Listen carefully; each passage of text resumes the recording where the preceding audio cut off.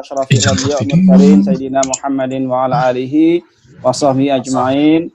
Rabbi shrah li sadri wa yassir li amri wa hlul 'uqdatam min lisani yafqahu qawli. Rabbi zidni ilma warzuqni fahma. Amin ya rabbal alamin. Segala puji bagi Allah Subhanahu wa taala, Tuhan yang Maha Kuasa.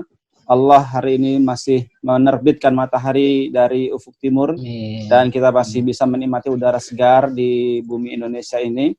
Ini merupakan kenikmatan yang luar biasa yang harus kita syukuri. Bapak Ibu, teman-teman semuanya, kakak-kakak dan juga adik-adik semuanya yang berkumpul di forum majelis Zoom ini.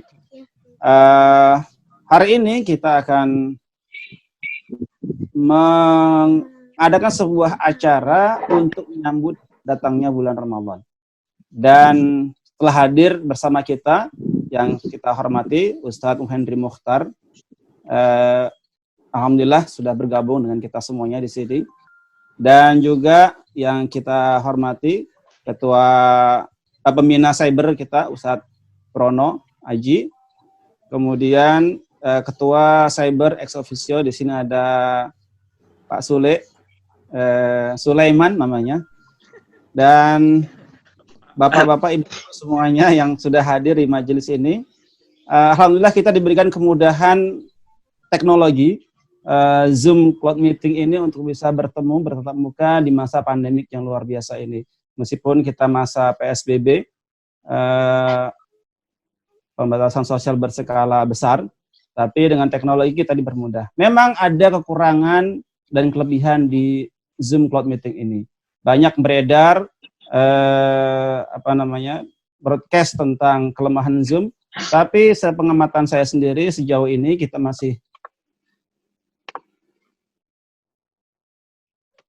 yang lainnya lebih memungkinkan untuk bisa kita pakai, sehingga insya Allah namanya teknologi itu seperti pisau itu bisa digunakan untuk melukai orang, melukai diri sendiri, tapi juga pisau itu bisa digunakan untuk mengupas buah, memotong sayur dan sebagainya. Sama juga dengan Zoom ini, bisa digunakan untuk kejahatan dan juga bisa digunakan untuk kebaikan. Insya Allah pagi hari ini kita gunakan teknologi ini untuk kebaikan, sehingga nanti semoga Allah Subhanahu Wa Taala memberkahi dan meridhoi kita semuanya. Amin ya rabbal alamin. Dan mari kita mulai saja acara pagi hari ini dengan sama-sama membaca suratul Fatihah. Semoga Allah bersama kita bersama dalam forum majelis ini. Ala hadirin ya wa kulli niyatin salihah wa ala hadrin Nabi sallallahu alaihi wasallam. Al-Fatihah. Barik alaih. A'udzu billahi minasyaitonir rajim. Bismillahirrahmanirrahim.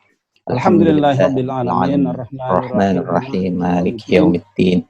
Iyyaka na'budu wa iyyaka nasta'in. Ihdinas siratal mustaqim. Shiratal ladzina an'amta 'alaihim ghairil maghdubi 'alaihim waladdallin. Amin ya rabbal alamin. Selanjutnya mari kita sama-sama mendengarkan sambutan dari Ketua Cyber kepada Om Sule, dipersilahkan.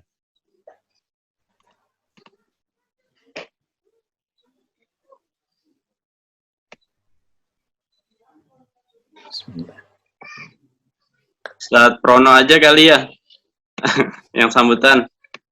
Bagus.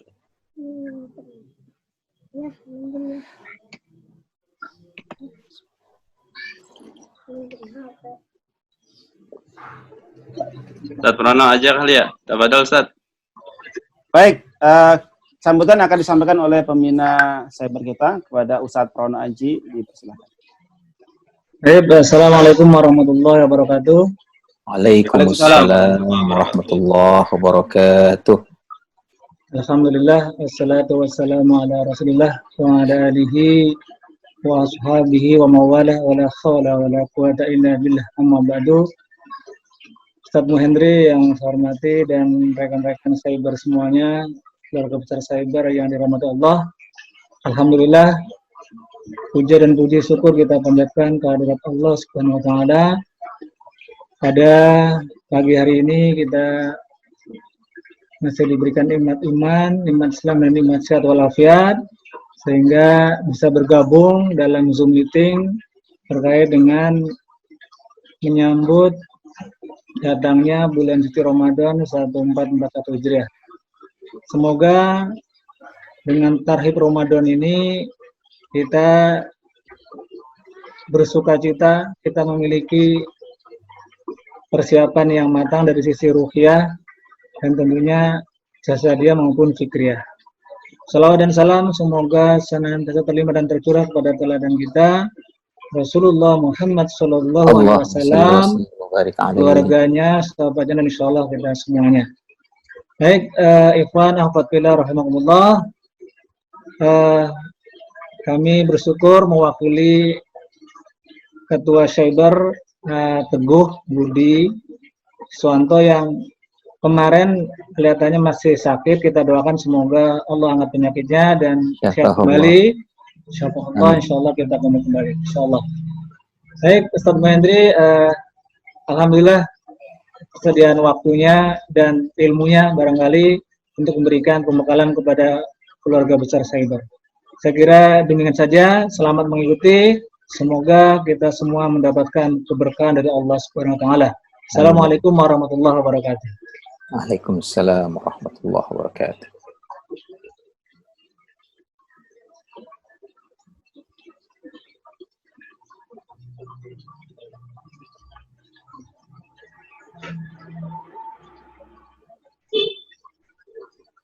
Baik, syukran jazilan Ustadz Muhendri sudah memberikan Ustadz Prono sudah memberikan sambutannya untuk kita semuanya. Wafilah rahimakumullah. Pagi hari ini tarhib Ramadan kita ini agak berbeda karena memang kondisi kita juga agak berbeda dibandingkan Ramadan sebelumnya. Sudah hampir 1 bulan ini kita ber-WFH, work from home, tidak bisa keluar rumah, pembatasan sosial berskala besar, dan bahkan tidak ke masjid sudah 4 kali tidak sholat Jumat bagi yang laki-laki. Ini merupakan sebuah situasi yang sangat tidak nyaman untuk kita semuanya, saya kira. Tapi inilah kondisi kita hari ini. Sehingga Cyber menginisiasi untuk mengadakan kegiatan kita hari ini dengan tema belajar dari Gaza, optimalkan Ramadan di tengah isolasi. Hari ini kita sedang mengalami itu. Mungkin, dan saya yakin tidak sehebat yang terjadi oleh saudara-saudara kita di Palestina sana. Tetapi paling tidak kita juga bisa merasakan bagaimana rasanya terisolasi di rumah sendiri. Telah hadir, tadi sudah saya sebutkan, bersama kita Ustadz Muhendri Muhtar. Ustadz Muhendri ini orang Jakarta asli. Beliau lahir di Tanjung Priok. Ya, jadi orang Jakarta, orang Betawi asli, 1 September 1971. Kemudian beliau menjalani pendidikannya di LIPIA, Lembaga Ilmu Pengetahuan Islam dan Arab, dan kemudian melanjutkan studi ke Universiti Islam Antarbangsa Malaysia. Jadi insya Allah dengan latar belakang pendidikan beliau, insya Allah sangat mumpuni memberikan pembekalan Ramadan buat kita semuanya. Dan saat ini beliau sebagai ketua KISPA, Komite Indonesia untuk Solidaritas Palestina. Selain juga, beliau juga pernah mengajar di Stay Sebi, kemudian mengajar juga di Lembaga Bahasa Arab Utsman bin Affan, dan mengisi ceramah se-antero Nusantara bahkan di Asia. Alhamdulillah, kita mulai saja kajian kita menyambut datangnya bulan Ramadan kali ini, dan kepada Ustadz Muhendri Muhtar, tafadhol masykur. Tafadhol Ustadz. Assalamualaikum warahmatullahi wabarakatuh. Waalaikumsalam warahmatullahi wabarakatuh. Alhamdulillahi rabbil alamin. Alhamdulillah alladzi an'ama alaina bi ni'matil iman wa ni'matil islam wa ni'matis sihhah wa ni'matil ukhuwah wal jamaah wa ni'mati al fursa at-tayyibah. Asyhadu an la ilaha illallah wahdahu la syarikalah wa asyhadu anna Muhammadan abduhu wa rasuluh alladzi la nabiyya wa la rasula ba'dah. Allahumma fasalli wa sallim wa barik ala hadzal nabiyyil karim wa ala alihi wa sahabatihi ajma'in. Amma ba'd. Bapak-bapak, ibu-ibu, saudara-saudaraku sekalian yang dicintai karena Allah Subhanahu wa taala, alhamdulillah. Tsumma alhamdulillah, kita selalu memuji Allah Subhanahu wa taala atas segala keadaan, atas segala kondisi yang diberikan Allah Tabaraka wa taala kepada kita. Karena kita yakin semuanya adalah kebaikan untuk kita semua. Karena Allah Tabaraka wa taala tidak pernah menentukan sesuatu, mentakdirkan sesuatu untuk keburukan hambanya. Tapi justru Allah berikan itu untuk kebaikan hamba-hambanya. Semoga Allah Tabaraka wa ta'ala melanjutkan pemberian nikmat dan anugerahnya kepada kita semua, dan kita bisa mensyukurinya, sehingga Allah Tabaraka wa ta'ala berkenan menambahkan nikmatnya kepada kita semua, dari waktu ke waktu, sesuai dengan janjinya, la in syakartum la azidannakum. Selanjutnya salawat beriring salam kita sampaikan tidak pernah putus, tidak pernah bosan, kepada junjungan kita, suri tauladan kita, pemimpin kita, kekasih Allah Subhanahu wa taala, baginda Rasulullah Muhammad ibn Abdullah sallallahu alaihi wa ala alihi wa ashabihi wa baraka wasallam. Seterusnya kepada kita juga salawat dan salam ini kepada umat Nabi Muhammad sallallahu alaihi wasallam dimanapun berada sampai akhir hayat kita masing-masing insyaallah. Bapak Ibu, saudara-saudariku yang dimuliakan Allah Tabaraka wa taala. Alhamdulillah, kita sekarang berada di penghujung bulan Sya'ban, bawabatu Ramadan, pintu gerbang masuk ke bulan suci, ke bulan mulia, bulan rahmat, bulan ampunan, bulan suci Ramadan al-Mubarak insyaallah ta'ala. Hari ini tanggal 25 Sya'ban, maghrib nanti insyaallah 26 Sya'ban, dan menurut penghitungan ilmu falak, hisab bulan Sya'ban 29 hari.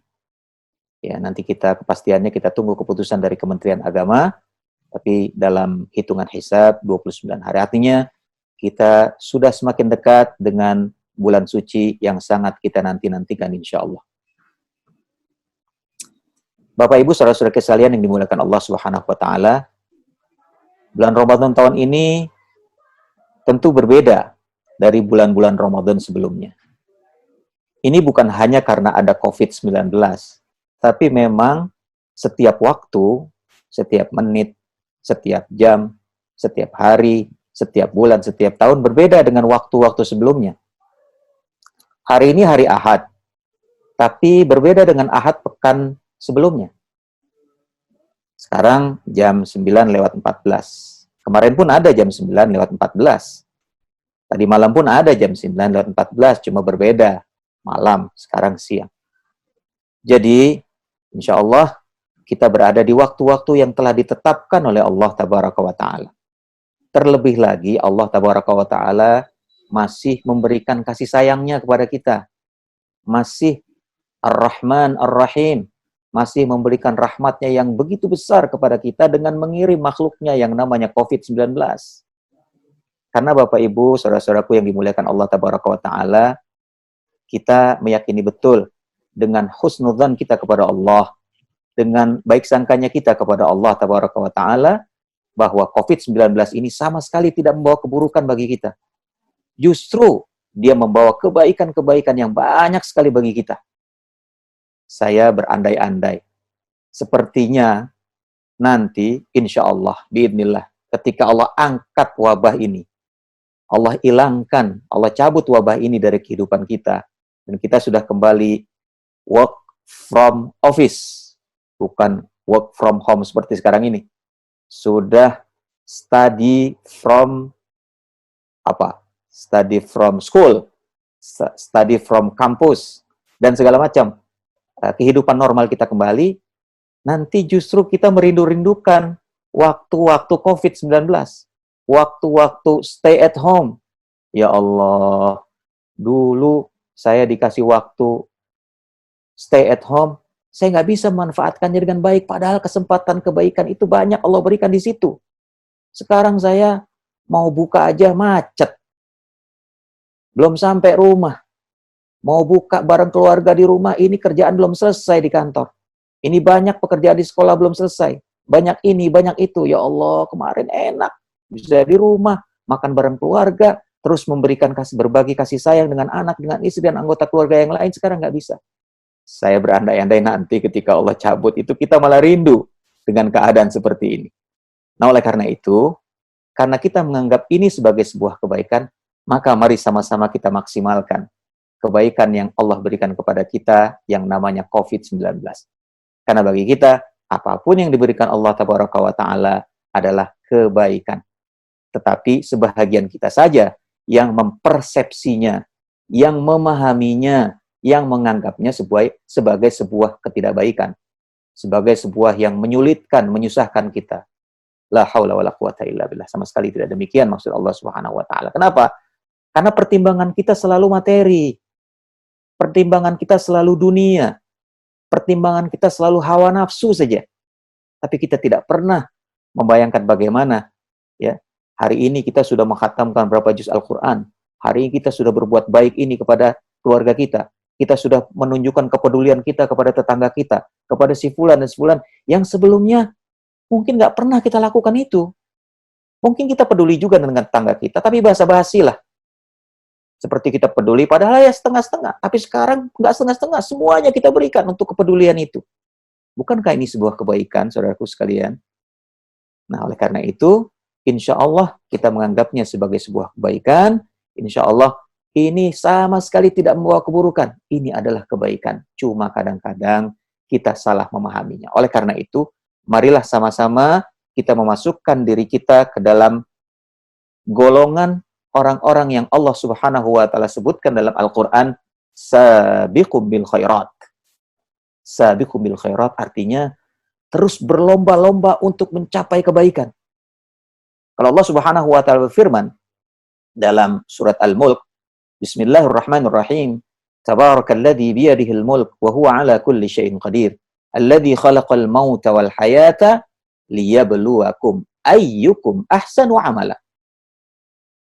Maha suci Allah, maha tinggi Allah, yang segala sesuatu berada di atas kekuasaannya, di bawah kekuasaannya. Alladzi khalaqal maut, yang menciptakan kematian, wal hayat, menciptakan kehidupan, liyabluwakum, untuk menguji kita. Menciptakan COVID-19 untuk menguji kita. Ayyukum ahsanu amala, siapa di antara kalian yang tetap bisa memproduce, bisa menghasilkan amal-amal yang terbaik. Nah, jadi insya Allah ini merupakan adalah nikmat Allah Subhanahu wa Ta'ala kepada kita. Mudah-mudahan kita bisa termasuk orang yang terus sabiqum bil khairat. Bukan dua kelompok orang yang lain yang disebutkan dalam ayat itu. Yaitu yang pertama, zalimul li nafsih. Sudah Allah kasih kebahagiaan ini, dia tetap saja masih menzalimi dirinya sendiri. Sudah dikasih peringatan COVID-19, nggak ada sama sekali kesadarannya untuk kembali ke jalan Allah Subhanahu wa Ta'ala. Malah semakin buruk. Malah semakin menjadi-jadi kemungkarannya kepada Allah. Semakin menjauhkan dirinya kepada Allah. Zalimul li nafsi. Atau ada orang yang lebih baik sedikit sih. Muqtasidun, kata Al-Quran. Kata Allah Subhanahu wa Ta'ala. Muqtasid itu biasa-biasa aja. Nggak ada perubahan. Ada COVID-19, ya begitu. Nggak ada COVID-19, ya begitu. Sholatnya nggak pernah berjamaah. Dulu ketika masih bisa ke masjid, nggak ke masjid. Sekarang sudah sholat di rumah, nggak sholat berjamaah, masing-masing aja. Padahal dia bisa sholat berjamaah. Sholat sunnah, nggak dikerjakan juga. Padahal sholat yang paling afdol itu dikerjakan di rumah, bukan di masjid. Kecuali sholat fardu, kata Nabi SAW. Jadi sholat sunnah, itu di rumah. Nggak dikerjakan juga. Membaca Al-Quran, nggak juga dikerjakan. Dulu alasannya sibuk, macet ini, kerjaan itu. Sekarang sudah dikasih full 24 jam di rumah, nggak bisa juga tilawah. Nggak bisa juga membaca Al-Quran. Lalu apa yang bisa dikerjakan? Muqtasid. Nggak ada pengaruhnya, biasa-biasa aja. Tapi marilah kita menjadi golongan orang yang sabiqum bil khairat. Terus berlomba-lomba ke arah yang terbaik. Karena Allah Subhanahu wa Ta'ala memberikan segalanya agar kita mendapatkan kebaikan. Agar kita terus termotivasi untuk melakukan kebaikan. Agar kita terus tajarrud, optimal, habis-habisan untuk menjadi manusia yang dicintai Allah Subhanahu wa taala. Bagaimana sahabat yang mulia Mus'ab ibnu Umair radhiyallahu anhu arda. Bapak Ibu, saudara-saudara sekalian tentu pernah mendengar ya, sahabat Rasulullah SAW yang namanya Mus'ab ibnu Umair radhiyallahu anhu arda. Kalau disebut Umar bin Khattab, mungkin dalam bayangan Bapak Ibu adalah orang yang tegas, orang yang kuat, orang yang galak. Kalau kita sebutkan Sayyiduna Abu Bakar As-Siddiq radhiyallahu anhu, orang yang penuh kasih sayang, yang selalu membenarkan Rasul, yang mencintai Rasul. Nah, kalau disebut Mus'ab bin Umair, kira-kira bayangannya apa nih? Ada yang bisa ngejawab, Pak? Coba salah satu aja.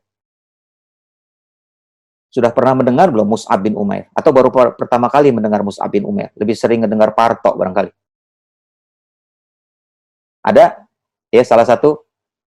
Disebut Mus'ab bin Umair apa? Silakan.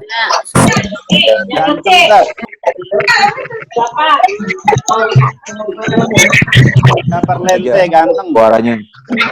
Oke. Lente ganteng. Terus? Berisik banget. Pertama.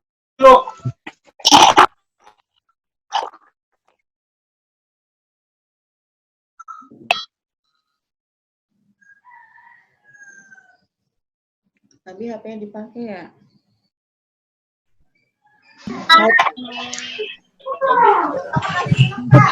Yang jelas? Kaya. Kaya. Ente ganteng kaya. Terus? Panglima termuda. Panglima termuda. Duta Islam pertama. Duta Islam pertama. Ada lagi? Cukup.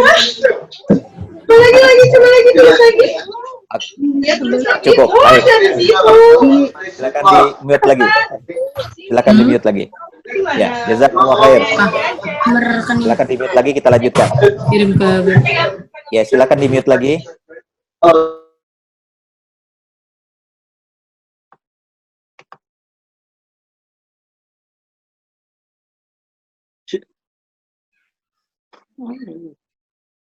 Keluarga mulia, duta besar pertama umat Islam, ya, masih muda dan seterusnya. Betul. Coba bisa dibayangkan bagaimana tajarrudnya, bagaimana totalitasnya seorang sahabat mulia as-sahabiyul jalil Mus'ab bin Umair radhiyallahu anhu arda. Masih muda, usianya masih di bawah 20 tahun, tapi disuruh oleh Nabi SAW untuk menemani 12 orang pimpinan Sa'ad bin Mu'adz radhiyallahu anhu arda untuk menyebarkan Islam di Yathrib, nama kota Madinah Al-Munawwarah lama. Ya Mu'adz atau ya Mus'ab, kata Nabi SAW, kesini kamu, temani 12 orang ini. Ajarkan mereka al-Islam, ajarkan mereka Al-Quran, sebarkan Islam, lalu siapkan fondasi-fondasi untuk satu hari nanti. Allah perintahkan aku hijrah ke sana, mereka sudah siap. Apa kata Mus'ab? Sami'na wa ata'na ya Rasulullah. Nggak pernah tuh kita dengar Mus'ab mengatakan, ya Rasulullah, kenapa nggak nyuruh yang tuaan aja sih? Kan saya masih muda ya Rasulullah. Yang tuaan kan enak. Masih banyak yang bisa saya kerjakan di sini. Ngapain masih muda saya? Enggak, kita nggak pernah dengar kayak gitu. Ya Rasulullah, saya belum siap nih. Belum baca buku. Saya belum ngapal. Wah, kenapa sih Anda mendadak-mendadak gini ya Rasulullah ngasih tahu sama saya? Saya kan nggak siap-siap. Nggak pernah tuh kita mendengarkan seperti itu. Langsung diperintah Rasulullah, langsung berangkat. Kenapa? Karena dalam dirinya ada semangat yang disebutkan dengan tajarrud. Nah, bagaimana fenomena COVID-19 ini Allah ciptakan supaya kita punya sifat tajarrud miliknya Mus'ab bin Umair radhiyallahu anhu arda. Habis-habisan kita, totalitas kita di dalam dakwah. Habis-habisan totalitas kita di dalam kebaikan, di dalam kebenaran. Apa yang dilakukan Mus'ab? Berangkat ya, bismillah, tawakkal ala Allah. Dia siapkan fondasi dakwah yang luar biasa di Yathrib. Sehingga tidak lama setelah itu Allah perintahkan Nabi SAW untuk hijrah ke Madinah. Masyarakat Madinah sudah siap. Itu semua ketentuan Allah Subhanahu wa taala, tapi caranya Allah gunakan Mus'ab dengan tajarrudnya, dia lakukan dakwah ilallah dalam tajarutnya dalam totalitasnya. Ya, bagaimana dia rubah kota Madinah menjadi kota mercusuar, epicentrum kemajuan peradaban seluruh dunia. Subhanallah. Bapak Ibu, saudara-saudara yang dimuliakan Allah Subhanahu wa taala, Jakarta sekarang adalah epicentrum kota wabah. Dari sekian ribu korban COVID-19, penyumbang terbesar adalah kota kita tercinta ini, Jakarta. Bisakah kita merubah diri kita dengan COVID-19 ini? Dari rumah kita yang diciptakan Allah Subhanahu wa taala keadaannya seperti ini, yang dikondisikan oleh Allah Subhanahu wa taala seperti ini, kita menjadi Mus'ab Allah yang berikutnya. Mus'ab bin Umair yang berikutnya, yang totalitas merubah kota Jakarta sebagai epicentrum kota wabah, kita rubah menjadi epicentrum kota dakwah, epicentrum kota kebaikan, epicentrum kota di atas nilai-nilai Allah Subhanahu wa taala. Ini seharusnya yang menjadi perhatian kita. Bapak Ibu, saudara-saudari yang dimuliakan Allah Subhanahu wa taala, apalagi ini kita sudah ingin memasuki bulan suci Ramadan. Sama sekali tidak ada dalam bayangan kita bulan Ramadan ini semakin mengekang kita. Yang harusnya kita tarawih bareng-bareng, buka puasa rame-rame, iftar jama'i, sekarang nggak bisa. Tadarus habis tarawih, sekarang nggak bisa. Kata siapa nggak bisa? Bisa. Tarawih di rumah. Emang boleh di rumah? Iya boleh. Kan sudah banyak kajian-kajian itu. Jangankan sholat tarawih, sholat id saja bisa di rumah dalam keadaan wabah seperti ini. Ya, bisa sholat di rumah. Sudah, nanti suaminya, ya bapak-bapak, pimpin jadi imam. Nggak usah pakai khutbah, sholat saja 2 rakaat. Sudah, insya Allah dapat sholat. Pahala sholat id, insya Allah. Apalagi, tadarus, bisa di rumah. Kenapa nggak bisa? Dibiasakan dari sekarang. Makanya kita dari sekarang, dari bulan Sya'ban, mulai mengkondisikan berapa target kita di bulan Ramadan, tilawah kita berapa juz satu hari, atau 1 bulan Ramadan berapa mau khatam, kita latih di Sya'ban ini. Berapa kali kita khatam? 1, target pribadi. Bisa kita tingkatkan, kita tambah menjadi target grup. Ya, grup kita, 1 grup ada 10 orang umpamanya. Maka kita targetkan, contohnya 1 orang, kalau 10 berarti 30 juz dibagi 10, 3. 1 orang dapat jatah 3 juz. Dapat jatah kebaikan 3 juz membaca Al-Quran sampai khatam. Bagaimana? Terserah. Ya, kita sepakati 3 juz ini khatam dalam 3 hari umpamanya. Berarti kan 1 hari 1 orang 1 juz. Atau 2 hari, berarti 1 orang 1,5 juz. Atau 1 hari, berarti 1 orang 3 juz 1 hari. Ya, nggak usah terlalu ngoyo. Mulai dari kecil dulu, umpamanya 4 hari, 5 hari. Nanti kita tingkatkan sedikit demi sedikit. Ya, nanti di akhir hari ketiga, kalau programnya khatam 3 hari, nanti orang yang terakhir baca juz terakhir 28, 29, 30, baca doa khatmil Quran. Bukankah ini sebuah keindahan? Jadi nggak ada penghalang sama sekali.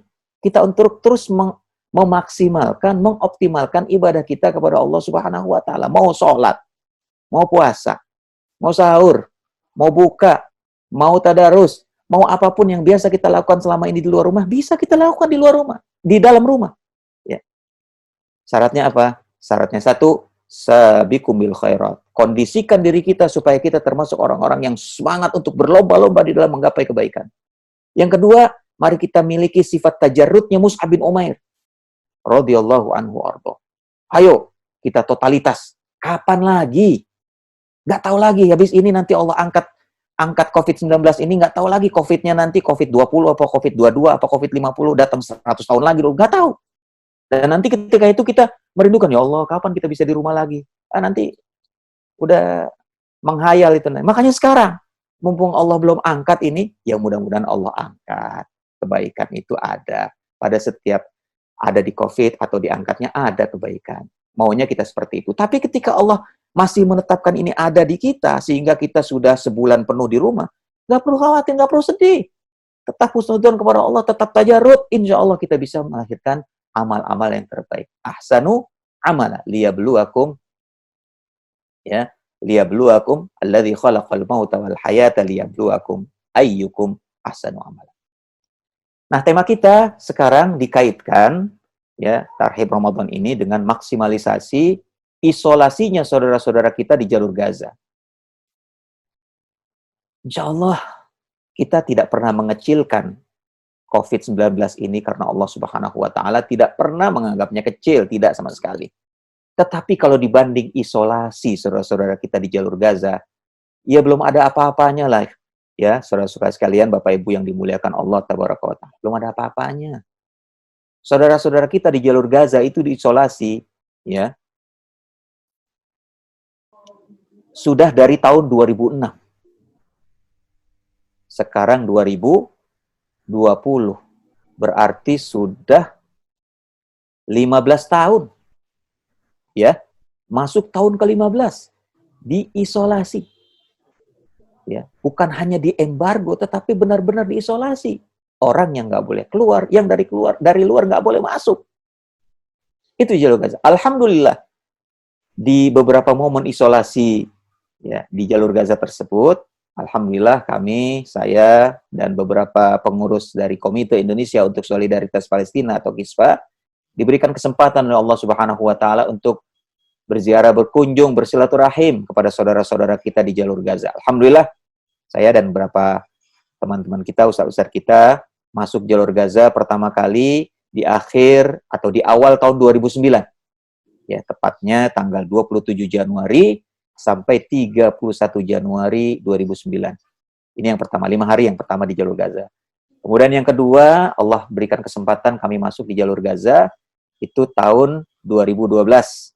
Ya, di akhir bulan Desember tahun 2012. Alhamdulillah. Ya, dan yang terakhir hampir berhasil. Ya, tahun 2010, ya 2 tahun sebelumnya hampir berhasil. Kenapa? Karena misi kami dijegal oleh pasukan IDF, pasukan marinir Israel di Laut Marmara. Ya, maaf, di Laut Mediterania, bukan Laut Marmara, Laut Mediterania.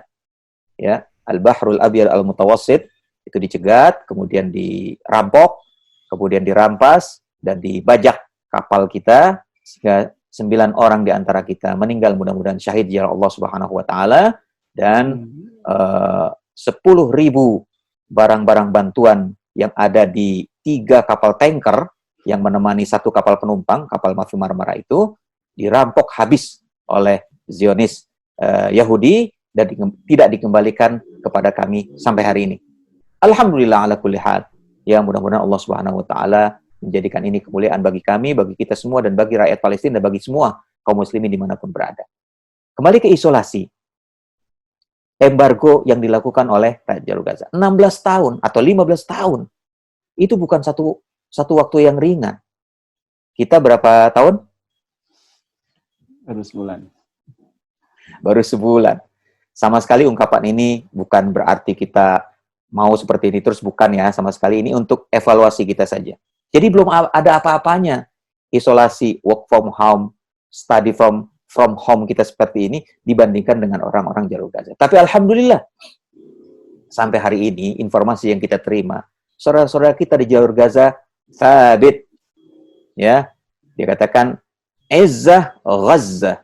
Gaza izzah. Gaza tetap izzah. Gaza tetap kuat. Gaza tetap thabit, tetap kokoh, tidak menyerah dengan penjajahan Zionis Yahudi. Ya, karena sampai hari ini 1 jengkal pun tanah jalur Gaza belum berhasil diambil oleh Zionis. Padahal luasnya cuma 365 km persegi saja. Tetapi dengan rahmat Allah, dengan kekuasaan Allah Subhanahu wa Ta'ala dan ketaatan saudara-saudara kita di sana, mereka tetap kuat.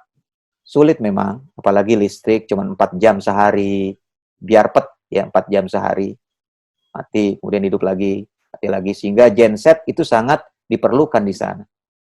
Nah, berkaca kepada saudara-saudara kita yang terisolasi di jalur Gaza, maka sudah banyak, masih banyak yang bisa kita lakukan di rumah kita dengan wabah COVID-19. Apalagi sekarang COVID-19 bukan hanya ada di Jakarta, tapi ada juga di jalur Gaza. Dan mereka pun menjaga jarak. Mereka pun semakin mengisolasi diri lagi. Sudahlah, sebelum ini di jalur Gaza, sekarang di rumah-rumah mereka. Dan semuanya tidak pernah dianggap buruk oleh saudara-saudara kita di sana. Mereka semua mengatakan, ya, dulu ketika kami masuk tahun 2009, ada stasiun TV, namanya stasiun TV Al-Aqsa, yang disiarkan langsung, sehingga kita bisa melihat siaran langsungnya dari rumah-rumah kita. Waktu itu kita masih di jalur Gaza dan di Mesir ya. Kita lihat diwawancara oleh salah seorang wartawan dari TV Al-Aqsa. Seorang tua, mungkin usianya 60-an ke atas gitu. Seorang sudah tua yang diwawancara dengan latar belakang rumahnya yang baru saja dihancurkan, hancur sehancur-hancurnya oleh bom-bom Zionis Yahudi waktu itu. Kemudian dia ditanya sama wartawan. Biasa wartawan pertanyaannya sangat ya provokatif ya. Apakah Bapak tidak menyesal menjadi warga Gaza yang hancur rumah seperti ini? Ya, anak Bapak meninggal, Bapak itu anaknya meninggal, ponakannya meninggal, kakak adiknya meninggal, banyak saudara-saudaranya ya meninggal, anaknya, saudaranya meninggal, rumahnya hancur. Ditanya, apa nggak nyesel menjadi warga jalur Gaza sehingga seperti ini? Apa jawaban dia? Ini kakek-kakek 60 tahun ke atas jawabannya. Wallahi katanya, ya dia begini. Wallahi demi Allah, jangankan menyesal katanya. Saya bahkan bangga. Ana mu'taz, saya bangga katanya. Kenapa? Insya Allah karena Al-Masjidil Aqsa. Mana tadi yang ada latar belakangnya Masjidil Aqsa? Nah, ini Ustaz Prono latar belakangnya pantai ini. Yang latar belakangnya Masjidil Aqsa mana? Oh, itu Masjidil Aqsa itu. Saudara admin cyber. Masya Allah. Ya kan? Apa kata Bapak ini? Wallahi demi Allah. Bukan hanya tidak menyesal. Bukan hanya tidak takut. Tapi saya bangga. Karena demi Masjidil Aqsa. Demi Baitul Maqdis. Saya mengorbankan anak saya. Adik saya. Kakak saya. Keluarga kandung saya. Bahkan rumah saya yang kalian lihat hancur ini. Untuk membebaskan Al-Masjidil Aqsa. Coba. Itu jawabannya seperti itu kakek-kakek. Jangan tanya anak muda. Jawabannya lebih ngeri lagi. Terus namanya wartawan nggak puas kan? Ditanya lagi. Bapak nggak takut nggak bisa makan? Diisolasi seperti ini udah 4 tahun. Waktu itu tahun 2009, 2006, 2007, 2008, 2009, tahun keempat. Ya, Gaza di embargo. Nggak takut nggak bisa makan. Karena udah 4 tahun ini. Apa jawabannya? Wallahi demi Allah katanya. Kalau mereka, maksudnya Zionis Yahudi, mau menghalangi rizki Allah makan kepada kami dari darat, insya Allah kami yakin Allah pasti akan memberikan rizki kepada kami dari laut. Wallahi demi Allah, kalau mereka nggak puas dan menutup peluang rizki kami dari Allah Subhanahu wa Ta'ala, dari darat dan dari laut, kami yakin insya Allah Allah akan memberikan rizki kepada kami dari langit. Kalau mereka nggak puas juga, menutup jalur rizki kami dari Allah Subhanahu wa Ta'ala, dari darat, dari laut, dari langit, kami yakin Allah pasti akan memberikan rizki kepada kami dari perut bumi. Kalau mereka nggak puas juga, dihalangi rizki kami dari Allah, dari perut bumi, dari darat, dari laut, dari udara, kami semua hanya bisa mengatakan, hasbunallah wa ni'mal wakil, ni'mal maula wa ni'man nasir. Cukup bagi kami Allah, kami nggak perlu kepada selain Allah Subhanahu wa Ta'ala, karena Allah lah pemimpin terbaik dan segala sesuatu yang akan memberikan terbaik bagi kami. Subhanallah. Nah, ini orang yang sudah ditempa dengan tajarrud, orang yang ditempa dengan sabiqum bil khairat akan bersikap seperti itu. Jadi insya Allah, Bapak Ibu, saudara-saudaraku yang dicintai Allah Subhanahu wa Ta'ala, insya Allah kita mengatakan hasbunallah wa ni'mal wakil. Ni'mal maula wa ni'man nasir, la haula wa la quwata illa billahil aliyyil azim. Kita terus berhusnudzon kepada Allah Subhanahu wa Ta'ala. Kita tetap berbaik sangka kepada Allah Subhanahu wa Ta'ala, karena yang diberikan Allah Subhanahu wa Ta'ala sekali lagi tidak pernah buruk. Semuanya pasti baik, dan kebaikan itu sudah kita rasakan sekarang. Kita sudah mendapatkan kebaikan demi kebaikan selama sebulan lebih ini di rumah kita, di home kita, ya, dari keluarga kita, anak istri kita, semua yang ada yang Allah berikan, makan, minum dan segala macam, alhamdulillahirabbil alamin. Jadi, mari sama-sama kita tetap menjaga husnudzon kita kepada Allah Subhanahu wa Ta'ala dengan tetap sabiqumil khairat, tetap berlomba-lomba. Jadi jangan pernah ada berburuk sangka, patah semangat kalau nanti di grup kita ada program, ayo kita khatam Quran. Aduh, ini khatam lu kerjaan, nggak ada kerjaan lain apa? Jangan kayak begitu. Justru ini kesempatan yang diberikan ya oleh Allah Subhanahu wa taala melalui grup-grup kita, melalui kelas-kelas kita. Ayo sekarang kita program hafalan hadis. Ya, hadis lagi, Quran aja belum hafal. Ngeluh terus. Ya. Nah, mudah-mudahan jangan ada lagi seperti itu. Ada hadis, hadisnya nomor berapa? Hadisnya berapa hadis? Oh, begitu. Emang ente bisa? Ya, berusaha lah. Nah, semut aja bisa makan. Tapir aja bisa makan, masa kita nggak mau berusaha? Nah, begitu. Jadi selalu sabiqum bil khairat. Setiap kesempatan tetap dianggap sebagai kebaikan. Hafalan Quran, insya Allah. Berapa ayat? Berapa surat? Insya Allah. Emang ente bisa? Ya, namanya bisa itu terserah Allah. Yang penting kita senang dulu. Ya. Sekecil apapun kebaikan tersebut pasti akan berat bagi kita. Kenapa? Karena kita menganggapnya sebagai beban. Sebaliknya, sebanyak apapun kebaikan, sepenuh apapun tanggung jawab yang diberikan kepada kita, tapi kalau kita menganggapnya sebagai sebuah nikmat, sebagai sebuah kesenangan, enjoy, insya Allah selesai. Insya Allah mudah bagi kita. Nah, begitu kita motivasi. Sabiqum bil khairat, fastabiqul khairat. Mari kita menjadi orang-orang yang terus berlomba dalam kebaikan. Dan juga tajarrud. Ya, siap-siap aja kita manfaatkan 24 jam waktu kita ini. Karena semua kita, itu waktunya 24 jam. Mau presiden, mau wakil presiden, mau siapapun, kita waktunya 24 jam. Mau ketua cyber, pembina cyber, anggota cyber, dan seterusnya, waktu sama 24 jam. Tapi yang membedakan adalah siapa yang bisa tajarrud. Siapa yang bisa totalitas memanfaatkan waktu yang tersedia. Ini yang penting bagi kita, Bapak, Ibu, saudara-saudaraku yang cintai Allah Subhanahu wa taala, untuk kita upayakan. Karena Sya'ban, Ramadan, Syawal, Dzulqa'dah, Dzulhijjah, Dzulhijjah, Muharram, dan seterusnya. Ini hanya waktu, jalan yang diberikan Allah Subhanahu wa taala supaya kita liyabluwakum ayyukum ahsanu amala. Nah, jadi itu yang bisa kita pelajari dari saudara-saudara kita di jalur Gaza. Insya Allah mereka tetap sahabat, mereka tetap izzah, ya. Dan alhamdulillah sampai hari ini saya masih dihubungi oleh saudara-saudara kita di sana. Ya, siapa saja di antara Bapak Ibu, saudara-saudara sekalian yang ingin berpartisipasi juga untuk berbagi dengan mereka di bulan suci Ramadan, ada program-program Ramadan yang mereka bagi kepada kita. Ya, silakan yang mau ikut program ini, ikut berkontribusi, ikut berdonasi, bisa melalui Kispa. Ya, nanti rekeningnya bisa saya kirim. Ya, insya Allah nanti kita ikut berkontribusi dengan mereka. Program iftar, program salah Ramadaniyah. Jadi salah Ramadan ini bingkisan Ramadan, ya. Kemudian juga salah Id, bingkisan Id, ya, THR dan seterusnya. Insya Allah banyak sekali program-programnya. Terbuka kesempatan kita untuk sabiqum bil khairat. Jadi Bapak Ibu, saudara-saudaraku yang dicintai Allah Subhanahu wa taala, ya, inilah keadaan yang diberikan Allah Subhanahu wa taala kepada kita, dan Ramadan benar-benar sudah menjelang kita. Ya, mudah-mudahan Allah Subhanahu wa taala terus mencucurkan keberkahannya kepada kita di bulan Sya'ban ini, dan menyampaikan usia kita, menyampaikan napas kita semua yang hadir di sini, keluarga kita di sini, di rumah, di kampung, dimanapun mereka berada, ke bulan suci Ramadan, sehingga kita sekali lagi berhak mendapatkan kemuliaan Ramadan. Karena bulan suci Ramadan antara dua.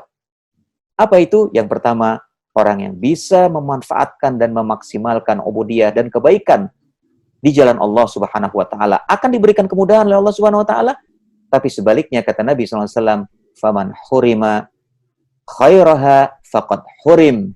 Siapa yang dicegah Allah Subhanahu wa taala untuk mendapatkan kebaikannya, maka dia akan sulit untuk mendapatkan kebaikan Ramadan. Sulit. Kenapa? Karena dia tidak mengkondisikan dirinya. Dia tidak menyiapkan dirinya dengan sungguh-sungguh, tidak melatih dirinya untuk tajarrud, tidak melatih dirinya untuk sabiqum bil khairat, maka faman hurima khairaha faqad hurim. Na'udzubillah min dzalik. Siapa yang dihalangi oleh Allah Subhanahu wa taala untuk mendapatkan kemuliaan, maka akan sulit terus. Ya, na'udzubillah min dzalik. Mudah-mudahan kita semua selalu dimudahkan oleh Allah Subhanahu wa taala di dalam meningkatkan amaliyah kita di bulan Sya'ban ini, sampai nanti akhirnya kita sampai ke bulan yang dinanti-nantikan, bulan Ramadan. Allahumma ballighna Ramadan. Allahumma ballighna Ramadan. Allahumma ballighna Ramadan. Ya Allah, sampaikan kami semua, napas kami semua ke bulan suci Ramadan, dan sanggupkan kami, istiqomahkan kami, agar kami tetap berada di atas jalan-Mu. Amin. Ya Rabbal Alamin. Wa ya mujibas sa'irin. Ini saja barangkali sementara yang bisa disampaikan. Insya Allah nanti bisa kita kembangkan dalam diskusi dan tanya jawab yang akan dipandu oleh pembawa acara. Dari saya cukup sekian. Mohon maaf atas segala kekurangan. Aku qouli hadza astaghfirullahal-azim li wa lakum. Wa sallallahu ala sayyidina Muhammadin wa ala alihi wa ashabihi wa baraka wa sallam. Walhamdulillahi rabbil alamin. Wassalamualaikum warahmatullahi wabarakatuh. Waalaikumsalam warahmatullahi wabarakatuh. Ikhwatillah rahimakumullah. Tadi sudah kita sama-sama dengarkan penyampaian materi oleh Ustaz Muhendri Muhtar. Dan di sini saya melihat ada 66 orang yang bergabung dalam majelis kita ini. Subhanallah, ini luar biasa. Kemudian seperti yang sudah di-broadcast-kan kepada antum semuanya, Bapak Ibu semuanya, nanti akan ada door prize untuk Bapak Ibu yang beruntung. Saya bilang beruntung karena memang keputusan ada di tangan panitia, akan diberikan kepada siapa. Tapi clue-nya adalah akan diberikan kepada 3 penanya terbaik nantinya. Baik, kepada Bapak Ibu, ikhwafillah yang ingin menyampaikan pertanyaan, yang ingin memberikan tanggapan, silahkan diklik raise hand yang ada di Bapak Ibu, klik partisipan yang dari bawah, kemudian raise hand itu ada di sebelah kanan. Klik di sana sehingga nanti kami akan bisa melihat siapa yang bertanya. Di sini sudah ada yang mengangkat tangannya. Saya berikan kesempatan 3 penanya untuk sesi pertama ini. Sambil bersiap-siap, mungkin Ustadz Muhendri bisa menceritakan kepada kita, Ustadz, di tengah era COVID di Palestina sana, sudah diembargo, ada COVID pula gitu. Kira-kira bagaimana mereka mengisi hari-hari di bulan Ramadan. Kalau tahun lalu bagaimana, kalau sekarang kira-kira itu akan seperti apa Ramadan ada di sana gitu, Ustaz. Sekali lagi sambil kita menunggu penanya, Ustaz, mohon Ustaz bisa menyampaikan hal tersebut kepada kami semua di sini. Bismillah, wassalatu wassalamu ala rasulillah wa ba'd. Jazakumullah khair. Jadi, biasanya sebelum COVID ini, saudara-saudara kita berdasarkan informasi yang selalu, alhamdulillah kami dari Kispa ini selalu mendapatkan kontak dari saudara-saudara kita di sana untuk terus bersilaturahim dan menjalin informasi terus, ya. Alhamdulillah, setiap Ramadan itu mereka mengawali Ramadan seperti kita Lebaran. Mereka buat lampu-lampu dihias demikian indah, bahkan seperti berlomba. Padahal nggak semuanya ada yang dilombakan juga, tapi kalau di jalur Gaza ya memang sudah semacam itu. Jadi ini sudah menjadi kebiasaan masyarakat Muslim di sana untuk menyambut Ramadan selayaknya kita menyambut Idul Fitri. Bahkan ketika kita menyambut Idul Fitri dengan gegap gempita, mereka bertakbir. Sambutannya berbeda dengan ketika mereka sambutan masuknya bulan Ramadan. Nah, begitu. Ya. Sehingga keadaan mereka menjadi senang. Kita tahu, Bapak Ibu sekalian, saudara-saudaraku yang cintai Allah Subhanahu wa taala. Di jalur Gaza itu ada semacam keyakinan, bukan keyakinan ya. Ada semacam kebanggaan, keharusan bahwa satu keluarga itu mesti sudah ada yang hafal Quran 30 juz. Bukan hanya juz 30. Harus ada. Karena kalau anggota keluarga mereka, jalur Gaza itu, Bapak Ibu sekalian, ini unik ya. Jalur Gaza itu keluarganya banyak-banyak ya. Ya, saya anak 1, 3 orang. Saudara jamaah 3 orang. Ya, mungkin ada yang lebih banyak lagi gitu kan. Mereka itu satu biang, artinya bapaknya 1, ibunya 1 gitu ya. Itu anaknya bisa 15, anaknya bisa 20, bisa 25. Karena di sana yang lahir itu seringnya itu kembar. Dan sering kembarnya itu bukan hanya kembar 2, itu kembar 4, kembar 6, itu sering di sana. Nah, inilah mungkin bisa kita katakan karomah, ya karomah yang tidak terjadi di negeri-negeri yang lain, ya. Karena memang pembunuhan terus terjadi. Ya, tahun 2009 itu yang dibunuh itu, yang terkorban, yang tercatat itu 1.500 lebih. Tapi yang lahir 4.300 bayi. Masya Allah. Jadi di keluarga mereka itu banyak. Ya, satu biang itu 15, 25. Nah, itu mereka harus ya ada keyakinan, ada semacam kesepakatan yang tidak diungkapkan, harus ada yang hafal Quran. Karena kalau dari 25 anggota keluarga belum ada satupun yang sudah hafal, itu mereka malu. Mereka menganggap ini sebuah aib. Sebuah celak keluarga Palestina, keluarga jalur Gaza, 25 orang, 15 orang, belum ada yang hafal Quran 30 juz. Makanya tidak heran kita keluarga mereka. Itu dari 15 orang, itu sudah ada yang hafal Quran 2 orang. Itu. Yang lain baru 10, baru 15 juz. Gitu. Karena kalau belum, mereka malu. Makanya mereka berlomba-lomba untuk ya mengantar anak-anak mereka ke sekolah-sekolah tahfidzul Quran. Makanya sekolah tahfidzul Quran itu bagai jamur di musim hujan. Banyak sekali di jalur Gaza itu. Jadi kehidupan Ramadan itu sudah biasa dengan kehidupan Quran. Sholat berjamaah yang luar biasa. Ini di luar COVID ya. Di luar COVID. Sholat berjamaah. Saya tahun 2009, 27 Januari sampai 31, 27, 28, 29, 30, 31. 5 hari di jalur Gaza. Itu sholat berjamaah. Coba saya tanya sekarang. Kalau ingin melihat sholat berjamaahnya itu top atau enggak, dari 5 waktu sholat, kira-kira standarnya sholat apa? Subuh. Sholat subuh ya, sepakat ya, sholat subuh. Nah, di masjid kita, di musola kita, yang dekat kita, itu sholat subuhnya pernah penuh nggak? Pernah penuh nggak? Ya, ini saya sholat selama 5 hari. Sholat subuh 5 hari. 2,5 sholat, ya. Sholat subuh di masjid terbesar di Jalan Omar Mukhtar. Salah satu jalan utama di jalur Gaza namanya Jalan Omar Mukhtar. Ya, itu ada namanya masjid, namanya Masjid Al-Abbas. Masjid Al-Abbas ini ternyata setelah diulik-ulik, ditanya-tanya sama orang asli di sana, ini ternyata masjid pertama yang dijadikan base camp oleh almarhum syahid insyaallah Syekh Ahmad Ismail Yasin.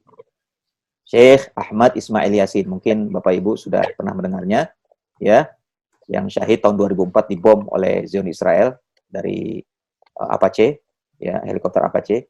Itu Syekh Ahmad Yasin yang lumpuh total semuanya itu, ya, kecuali lisannya yang tajam itu mengawali dakwahnya dari masjid ini, dari Masjid Al-Abbas ini. Ternyata begitu, Masya Allah, beruntung sekali saya bisa berkunjung ke masjid itu, dan saya diberitahu inilah mimbar di mana Syekh Ahmad Yasin mengimami kita dalam keadaan syalal, dalam keadaan lumpuh.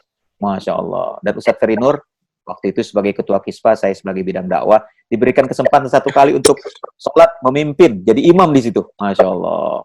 Saya sampai iri, kenapa bukan saya gitu. Masya Allah. Ya, di Masjid Al-Abbas. Itu Masjid Al-Abbas, dibanding Masjid Atin masih besar Masjid Atin. Tapi dibanding masjid apa ya? Masjid apa ya? Yang lebih kecil dari Masjid Atin kira-kira masjid apa ya? Masjid Sunda Kelapa. Masjid Sunda Kelapa. Sunda Kelapa. Masjid. Ya, kira-kira Masjid Sunda Kelapa. Tapi Sunda Kelapa kan tingkat ya. Ini dia tidak tingkat. Ya, kira-kira se-Masjid Sunda. Itu sholat subuh penuh. Sholat subuh penuh. Dan di Gaza, itu sholat di masjidnya nggak ada tempat seperti di kita. Ada tempat khusus untuk ibu-ibu kan, dikasih sutro, dikasih batas gitu ya. Di sana nggak full bapak-bapak. Jadi ibu-ibu sholatnya di rumah. Nggak ada tempat khusus. Itu penuh. Saya sholat, alhamdulillah, sebelum subuh kita ada 4 orang waktu itu. Kita ke Masjid Al-Abbas sebelum subuh, sehingga kita dapat saf pertama. Ya, ketika dikumandangkan qomat, Allahu Akbar, Allahu Akbar, asyhadu an la ilaha illallah, asyhadu anna Muhammadar Rasulullah. Saya ngelihat gitu ke kanan, ya Allah, orang semua. Lihat ke belakang kiri, penuh. Orang semua. Ya, nggak ada kambingnya, orang semua. Sholat subuh. Subhanallah. 5 hari 5 harinya. Selasa 27 Januari 2009, Rabu 28, Kamis 29, Jumat 30, Sabtu 31 kita kembali. Itu penuh sholat subuh, subhanallah. Bahkan, ini masih ada waktu nggak nih? Masih, Ustaz? Masih. Bahkan, hari kedua saya sholat maghrib di namanya Beit Hanun. Salah satu kota besar juga di jalur Gaza, namanya Beit Hanun. Saya sholat maghrib di situ. Saya batal.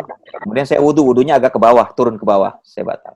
Karena saya batal, turun wudhu, saya terlambat. Nggak dapat masuk ke ruangan masjid. Saya dapat kebagian sholat berjamaah di pelataran masjid.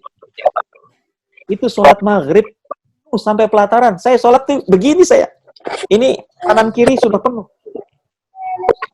Jadi sholat berjamaahnya luar biasa sekali. Ini sebelum COVID ya, dalam masa normal. Di masa COVID sudah mulai ada larangan untuk berkumpul dan mereka mematuhi itu.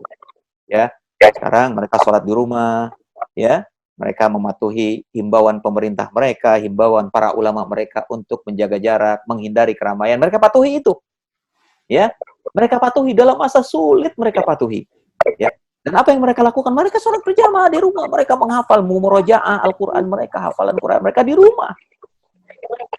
Indah banget ya rasanya seperti itu. Kenapa? Karena ini bukan 1 hari 2 hari, 1 tahun 2 tahun mereka alami. Ini sudah 15 tahun. Mereka diembar seperti itu, mereka diisolasi seperti itu. Jadi permasalahan di sini, Bapak Ibu, saudara-saudaraku yang cintai Allah Subhanahu wa taala adalah bagaimana kita mau membiasakan ini. Dan membiasakan ini akan sulit kalau kita negatif thinking terus. Kalau kita berburuk sangka terus, ini adalah penderitaan, ini adalah tidak enak, ini adalah ujian berat yang menyusahkan kita. Sulit kalau kita seperti itu. Tapi marilah kita anggap COVID ini sebagai nikmat dari Allah Subhanahu wa taala dalam bentuk yang lain. Ya, sehingga kita terus berpositif thinking, berhusnudzon kepada Allah Subhanahu wa taala. Baru nanti kita bisa akan tajarrud, kita akan memaksimalkan ibadah kita kepada Allah Subhanahu wa taala from home. Nah, insya Allah seperti itu. Jadi, mari manfaatkan ini semua. Rakyat Jalur Gaza bisa karena mereka sudah mengkondisikan diri mereka karena Allah Subhanahu wa taala. Prinsip mereka sebagaimana dikatakan oleh Bapak Tua tadi, hasbunallah wa ni'mal wakil. Ni'mal maula wa ni'man nasir. La haula wa la quwwata illa billah. Wallahu a'lam. Baik, Ustaz, jazilan. Sekarang saya persilahkan kepada, ini ada Om Martin ini yang sudah mengangkat tangannya. Silahkan Kak Martin untuk menanyakan atau hal kepada Ustaz.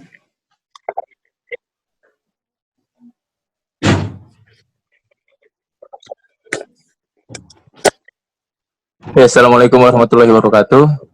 Waalaikumsalam warahmatullahi wabarakatuh.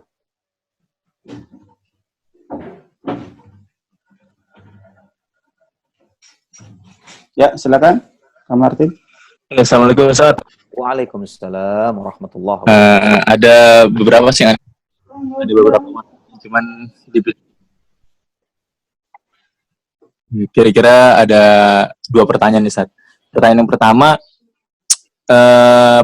pertama adalah jadi itu kan Gaza itu dia berarti double. Kalau mau dibandingkan sama Indonesia, berarti kan dia double. Dia diembargo juga, terus kemudian sekarang isolasi ditambahin lagi sama COVID. Nah, sekarang saya bingungnya apakah Gaza itu kena COVID juga, Ustaz? Karena dia kan emang udah dari awal tuh diembargo, nggak ada yang bisa masuk sana. Jadi yang diizinkan atau pihak dari Israelnya masuk tentaranya begitu kan kalau dari Gaza. Nah, emangnya di sana satu kena COVID juga. Itu yang pertama.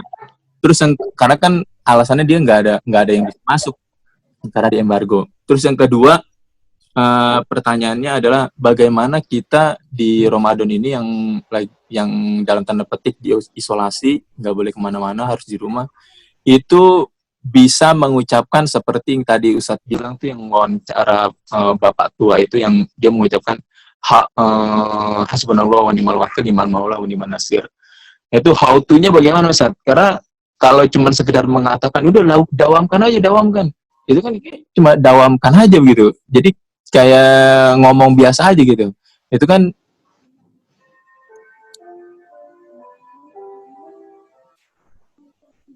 Kak Martin, ini sepertinya sinyalnya kurang bagus ya. Halo? Baik, Ustaz, kira-kira mungkin sudah ketangkap ya inti pertanyaannya yang tentang apakah betul dan bagaimana caranya itu orang-orang Palestina itu bisa terkena COVID padahal mereka sudah diembargo sedemikian rupa begitu, Ustaz. Atau Ustaz dijawab terlebih dahulu. Bismillah, wassalatu wassalamu ala rasulillah. Jazakallahu khairan wa jazakumullahu khairan atas pertanyaan ini. Jadi, ini memang COVID ini canggih ya, karena memang Allah yang nyuruh gitu ya. Nah, logikanya orang di logika bagaimana? Di isolasi, di embargo, bagaimana bisa masuk? Karena begini, mereka di embargo, tapi mereka bisa beli bahan makanan ke Israel. Karena Israel itu masyarakatnya mata duitan juga, gitu. Barangnya ada, tapi dinaikin. Mereka nggak biasa, makanan utama mereka bukan nasi ya, bukan beras kayak kita ya. Makanan utama mereka roti, tepung ya, tepung dibikin jadi roti. Jadi tepung itu penting sekali bagi mereka. Itu mereka beli tepungnya dari mana? Dari Israel. Kok bisa? Ini di up harga tepungnya. Yang biasanya harganya 10.000 umpamanya, dinaikin jadi 50.000 gitu. Ya mereka beli. Dengan tingkat kesulitan itu mereka beri. Artinya ada kontak dengan orang luar, itu ada, ya. Ya namanya Israel secara kebijakan pemerintahnya mengembargo jalur Gaza, tapi rakyatnya mata duitan juga. Yang 10.000 dijual 50.000, ya mau. Itu mah jangankan Israel. Cyber juga mau kayaknya itu mah. Dari 10.000 jadi 50.000. Itu apalagi pedagang kan begitu. Itu satu. Kenapa terpapar? Itu karena hubungannya ada seperti itu. Yang kedua, orang jalur Gaza juga sebagian ada yang diizinkan di waktu-waktu tertentu untuk masuk Mesir. Ya, keluar Gaza, masuk Mesir untuk kepentingan-kepentingan medis, berobat, sekolah, bisnis dan seterusnya ada. Cuma tidak masif sifatnya. Jadi kebijakan hanya untuk orang per orang saja. Dan ketika mereka keluar, mereka kembali, sangat mungkin mereka terpapar. Dan itulah yang terjadi. Ya, jadi mereka terpapar dengan cara seperti itu. Ya, tidak embargo sama sekali ya tidak begitu juga. Individu-individu ada juga yang keluar, ya, yang berhubungan dengan orang-orang Israel dalam hubungan dagang, itu ada yang seperti itu. Walaupun harganya di-up, ya, harganya dinaikin dan segala macam. Tapi mereka tetap berhubungan, ada seperti itu. Ya, kemudian juga orang jalur Gaza yang keluar masuk karena urusan-urusan pribadi yang memang diizinkan secara pribadi, bukan secara masih secara kebijakan umum gitu, itu dilarang, ya. Tetapi individu-individu bisa mengajukan, ya, biasalah orang Mesir, ya kan, pakai baksis begitu. $100 keluar, biasa kayak gitu. Namanya orang perlu untuk sekolah, ya kan, untuk berobat, ya udah keluarlah $50, keluar $100 sama orang perbatasan itu, orang imigrasi perbatasan, imigrasi Mesir, ya, semua orang tahu itu. Ya, para relawan yang biasa melewati itu tahu tuh kayak gitu, orang-orang imigrasi di Mesir, ya biasa kayak gitu. Nah, itu kan sangat mungkin ada juga terpapar ya dengan COVID ini. Karena COVID ini, Masya Allah, Subhanallah, ya sangat canggih sekali, ya, karena Allah berikan kemampuan kepada dia dengan cara seperti itu kan. Ini yang pertama. Yang kedua tadi apa ya? Auto-nya, Ustaz. Jadi bagaimana implementasi hasbunallah wa ni'mal wakil ini bukan hanya sekedar lisan. Ya. Hasbunallah ni'mal wakil, ni'mal maula wa ni'man nasir. Ini jelas bukan hanya muncul dari lisan pada saat itu. Ini automatically. Ini sesuatu yang memang sudah terbiasa sejak lama. Jadi seorang ketika kaget, nah itulah aslinya. Tilqaiyan bahasa Arabnya. Accidentally. Yang muncul tiba-tiba, nah itulah aslinya. Biasanya orang ketika kaget muncul aslinya. Ketika takut muncul aslinya. Ya, begitu kaget, astaga, itu aslinya astaga itu. Ya kalau kaget, astagfirullah, itu biasa istighfar tuh. Ya kan? Apalagi pas kaget segala macam diomongin. Pakai kunci lah disebut-sebut dan segala macam. Kunci. Nah, ya kebiasaannya seperti itu. Gitu. Nah, jadi hasbunallah ni'mal wakil, ni'mal maula wa ni'mal nasir. Ini sudah jauh-jauh hari. Jadi artinya kalau ditanya ini bagaimana? Karena memang mereka sudah mengkondisikan itu. Paling tidak dari tahun 2006 ketika Allah uji mereka dengan isolasi, dengan embargo, ya, mereka sudah membiasakan hal itu, mengembalikannya kepada Allah Subhanahu wa Ta'ala. Dan pemimpin-pemimpin Palestina di jalur Gaza itu ikut andil di dalam mentarbiyah, di dalam mendidik rakyatnya untuk bergantung hanya kepada Allah Subhanahu wa Ta'ala. Sehingga sedikit sekali mereka yang menyalahkan pemerintahan di jalur Gaza Palestina. Pemimpin mereka sangat jarang yang menyalahkan itu. Kenapa? Karena dari awal sudah dikondisikan oleh para pemimpin. Yang hafal Quran dikasih hadiah, pemimpinnya langsung yang ngasih hadiah. Ya kan? Ismail Haniah langsung juga pemimpin ngasih hadiah kepada penghafal Al-Quran. Mulai dari anak kecil sampai orang tua yang hafal Quran dikasih. Dan kebiasaan-kebiasaan yang lainnya yang mengkondisikan mereka untuk sabiqum bil khairat dan untuk tajarrud, untuk habis-habisan totalitas di dalam menjadi hamba Allah Subhanahu wa Ta'ala di saat embargo, di saat sulit seperti itu. Lalu lahirlah hasbunallah wa ni'mal wakil, ni'mal maula wa ni'man nasir. Jadi, Kak Martin, ini adalah sesuatu yang sudah dikondisikan sejak lama. Nah, oleh karena itu, kita juga hendaknya mengkondisikan hal-hal kebaikan ini sejak awal. Jadi kita jangan menjadi orang-orang kagetan. Jangan menjadi orang-orang yang tilqaiyan, accidentally. Jangan. Nanti accident beneran nanti, naudzubillah. Gitu. Jadi kita biasakan hal-hal yang baik. Zikrullah, dibiasakan. Nah, ini kadang-kadang kita zikir kepada Allahnya saja kalau diingatkan. Baca zikir pagi dan petang aja tawar-tawaran dulu. Zikir pagi. Paginya sugro apa kubro? Nanya sugro apa kubro melulu. Ya. Namanya zikir maksurat itu nggak ada kubro, nggak ada sugro, ikhwas sekalian. Ya, Bapak Ibu yang dirahmati Allah Subhanahu wa Ta'ala, itu nggak ada yang namanya sugro. Namanya zikir pagi itu ya kubro semua. Cuma kata Kiai Hasan, kalau nggak sempat, waktunya mepet, namanya manusia kan, kadang-kadang kerja, kadang-kadang ini, ya, maka bolehlah seperti ini yang kemudian dinamakan sugro. Begitu. Nah, sekarang di rumah kita ngapain? Ya kan? Jadi sudah kita rutinkan zikir pagi dan petang. Insya Allah nikmat.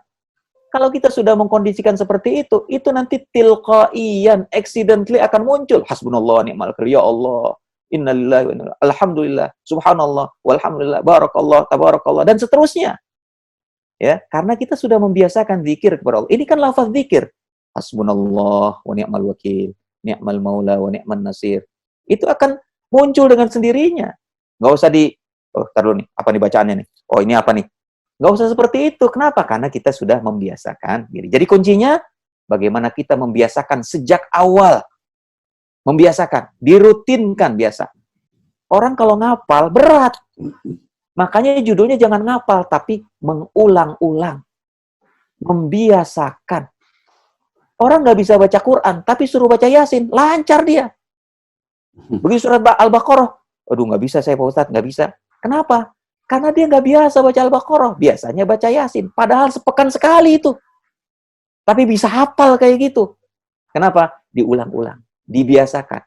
Nah, jadi intinya adalah bagaimana kita bisa mengulang-ulang dan membiasakan kebaikan, zikir, taat, ibadah, amal soleh, dan seterusnya. Wallahu a'lam bishawab. Baik, syukran Ustaz atas jawabannya. Mudah-mudahan Kak Martin jelas ya. Saat ini ada pertanyaan lewat chatnya. Ustadz mau minta pendapat, mana yang lebih ahsan, sholat berjamaah di masjid atau di rumah? Karena anak ada unek-unek Ustadz. Anak berpikir bahwa dari wabah COVID ini, Allah menunjukkan kepada hamba-hambanya yang dulu tidak mau ke masjid karena sibuk, maka Allah turunkan COVID ini. Jadi kayak Allah memberi peringatan untuk hamba-Nya supaya merindukan untuk ke masjid. Kira-kira begitu maksudnya Ustaz. Afwan kalau kurang jelas maksudnya. Hehe, syukran. Atau Ustaz, jadi tentang sholat di masjid. sekarang ini. Bismillah, wassalatu wassalamu ala rasulillah. Jazakallahu khairan wa jazakumullahu khairan. Dari siapa tadi ya? Mufti. Dari Pak Mufti ya. Ya. Jazakallahu khairan. Jadi, COVID ini Allah utus sama sekali bukan tujuannya menjauhkan kita dari masjid. Enggak kok. Kita tetap insya Allah dekat dengan masjid. Yang kita jauhi adalah keramaian. Yang kita jauhi adalah jarak yang dekat-dekat. Ke masjid, kalau nggak rame-rame, ya silakan aja. Kalau nggak dekat-dekat jarak, ya silakan aja. Tapi kan nggak begitu. Ya, sampai orang Jumatan segala macam tetap ke masjid disemprot pakai disinfektan. Habis disemprot matanya pada pilek. Karena disinfektan nggak dianjurkan oleh WHO. Ya. Nah jadi, poinnya bukan kita menjauhi masjid. Ini peringatan Allah supaya kita dekat masjid. Betul. Ya. Tapi di masjid itu jangan sampai kita dekat-dekat. Karena COVID ini senangnya sama yang dekat-dekat. Jangan sampai ke masjid itu kita rame-rame. Karena COVID ini senangnya sama keramaian. Nah kalau itu sulit, berarti kita di rumah saja. Dan itu yang terjadi. Karena ke masjid sulit nggak rame-rame. Sulit nggak jaga jarak. Jadi kita insya Allah, niat kita tetap ke masjid. Tapi caranya sementara di rumah dulu. Begitu. Innamal a'malu binniyat wa innama likulli imri'in ma nawa. Faman kanat hijratuhu ilallahi wa rasulihi fa hijratuhu ilallahi wa rasulihi wa man kanat hijratuhu lidunya yusibuha aw imra'atin yankihuha fa hijratuhu ila ma hajara ilaihi. Rawahu Imam al-Muhadditsin Abu Abdullah Muhammad bin Ismail bin Ibrahim Ibn al-Mughirah Ibn Bardizbah Al-Bukhari. Hafal sampai di situ karena hafalan. Ada program hafalan kayak begitu. Bagus juga tuh hafalan kayak begitu ya. Sekali-sekali kita ngapal kayak begitu. Jangan rawahul Imam Al-Bukhari saja, enggak. Ya, tapi gimana kitabnya seperti itu kita hafal. Ya latihan. Ya kapan lagi ngapal kalau bukan COVID. Nah, jadi segala sesuatu Bapak Ibu, hamba-hamba Allah, saudara-saudara sekalian yang cintakan Allah Subhanahu wa taala adalah berdasarkan niat. Jadi hadirkan niat dalam hati kita bahwa kita ke masjid. Kita sholat di rumah ini bukan menghindari masjid, tapi menghindari keramaian, menghindari COVID. Allah, kok takut sama COVID, nggak takut sama Allah? Emang nggak boleh takut kepada selain Allah? Takut itu ada dua, kata para ulama. Ada takut kepada Allah, takut yang hakiki, dan ini nggak boleh kita lakukan selain hanya kepada Allah. Dan yang kedua namanya takut tabi'i, takut yang natural, seperti orang takut sama ular, takut sama kalajengking, takut sama virus yang membahayakan. Nah, itu boleh. Justru aneh. Oh, saya mah takutnya hanya kepada Allah. Mana singa sini? Saya makan. Ente sadar apa sakit di mana ente? Kira-kira begitu. Jadi, sekali lagi, bukan masjid yang kita hindari. Bapak, Ibu, saudara-saudaraku yang cintai karena Allah Subhanahu wa taala, bukan masjid yang kita hindari. Ya, kita tetap ke masjid, namun sekarang ke masjidnya jadi ke rumah dulu. Kenapa? Supaya kita menjaga jarak. Supaya kita tidak beramai-ramai. Karena COVID senangnya jarak dekat sama rame-rame. Hadirkan niat itu dalam hati kita, sehingga kita tidak salah melangkah. Kita tidak sholat Jumatan. Bukan tidak sholat Jumatan, kita sholat Jumat. Tetapi sholat Jumatnya sementara diganti dengan sholat zuhur. Kenapa? Karena di masjid COVID, rame-rame COVID itu. Ya, ada jaga jaraknya yang dekat itu ada COVID. Nah, kita hindari itu. Kenapa? Nabi yang perintahkan. Firru minal majdhumi firaraka minal asad. Dalam hadis sahih, Rasulullah SAW mengatakan, larilah kalian dari penyakit wabah, penyakit lepra, sebagaimana kalian lari dari singa. Bukan berarti Rasulullah SAW mengajarkan kita takut kepada selain Allah. Enggak, justru ini wujud kita takut kepada Allah, yaitu mewujudkannya dengan cara takut, atau bahasa yang lebih tepatnya, waspada terhadap bahaya makhluk. Bahaya macan, bahaya singa, bahaya ular kobra, bahaya COVID-19, waspada. Nah, itu mungkin lebih tepat waktunya. Dan itu boleh. Bahkan dalam kondisi seperti ini, harus, karena di situ ada nilai ketaatan kita kepada fatwa para ulama, nilai ketaatan kita kepada ulil amri, yang memerintahkan kita untuk menjaga jarak. Mudah-mudahan cukup jawabannya. Wallahu a'lam bishawab. Baik, Sekarang Ustaz atas jawabannya. Ini ada penanya lagi Ustaz, sepertinya ini pada malu-malu bertanya langsung lewat video ataupun suara. Ini ada yang nulis di chatnya lagi. Ustaz izin bertanya, apakah ada amalan terbaik saat bulan Ramadan? Dan apa saja tanda-tanda puasa yang diterima oleh Allah? Dari Nur Afifah. Fadhal Ustaz. Bismillah, wassalatu wassalamu ala rasulillah. Jazakallahu khairan, jazakumullah khairan kepada Ibu Nur Afifah ya, yang sudah mengajukan pertanyaan. Jazakumullah khair. Mudah-mudahan Allah berikan pahala dan panitia memberikan door prize.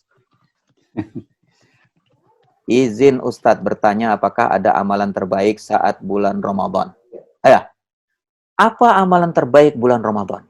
Amalan terbaik bulan Ramadan adalah amalun soleh. Setiap amal soleh, setiap kebaikan yang dikerjakan di bulan Ramadan dilipat gandakan oleh Allah Subhanahu wa Ta'ala dengan kelipatan yang luar biasa sekali. Minimal 10, maksimal 700, bukan maksimal. Lebih ditingkatkan lagi menjadi 700, maksimal liman yasha. Yudha'ifu liman yasha. Allah tingkatkan, Allah lipat gandakan pahalanya sekehendak Allah Subhanahu wa Ta'ala. Mau 7 miliar, 1 triliun dan seterusnya, itu hak Allah Subhanahu wa Ta'ala untuk melipat gandakan. Kenapa? Ini bulan Ramadan, coy. Ya, ini bulan Ramadan, bro.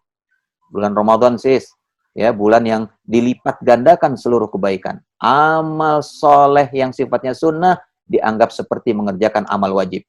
Amal kebaikan yang sifatnya wajib dan fardu dilipat gandakan 10 kali kebaikan minimal, maksimal yudha'ifu liman yasha.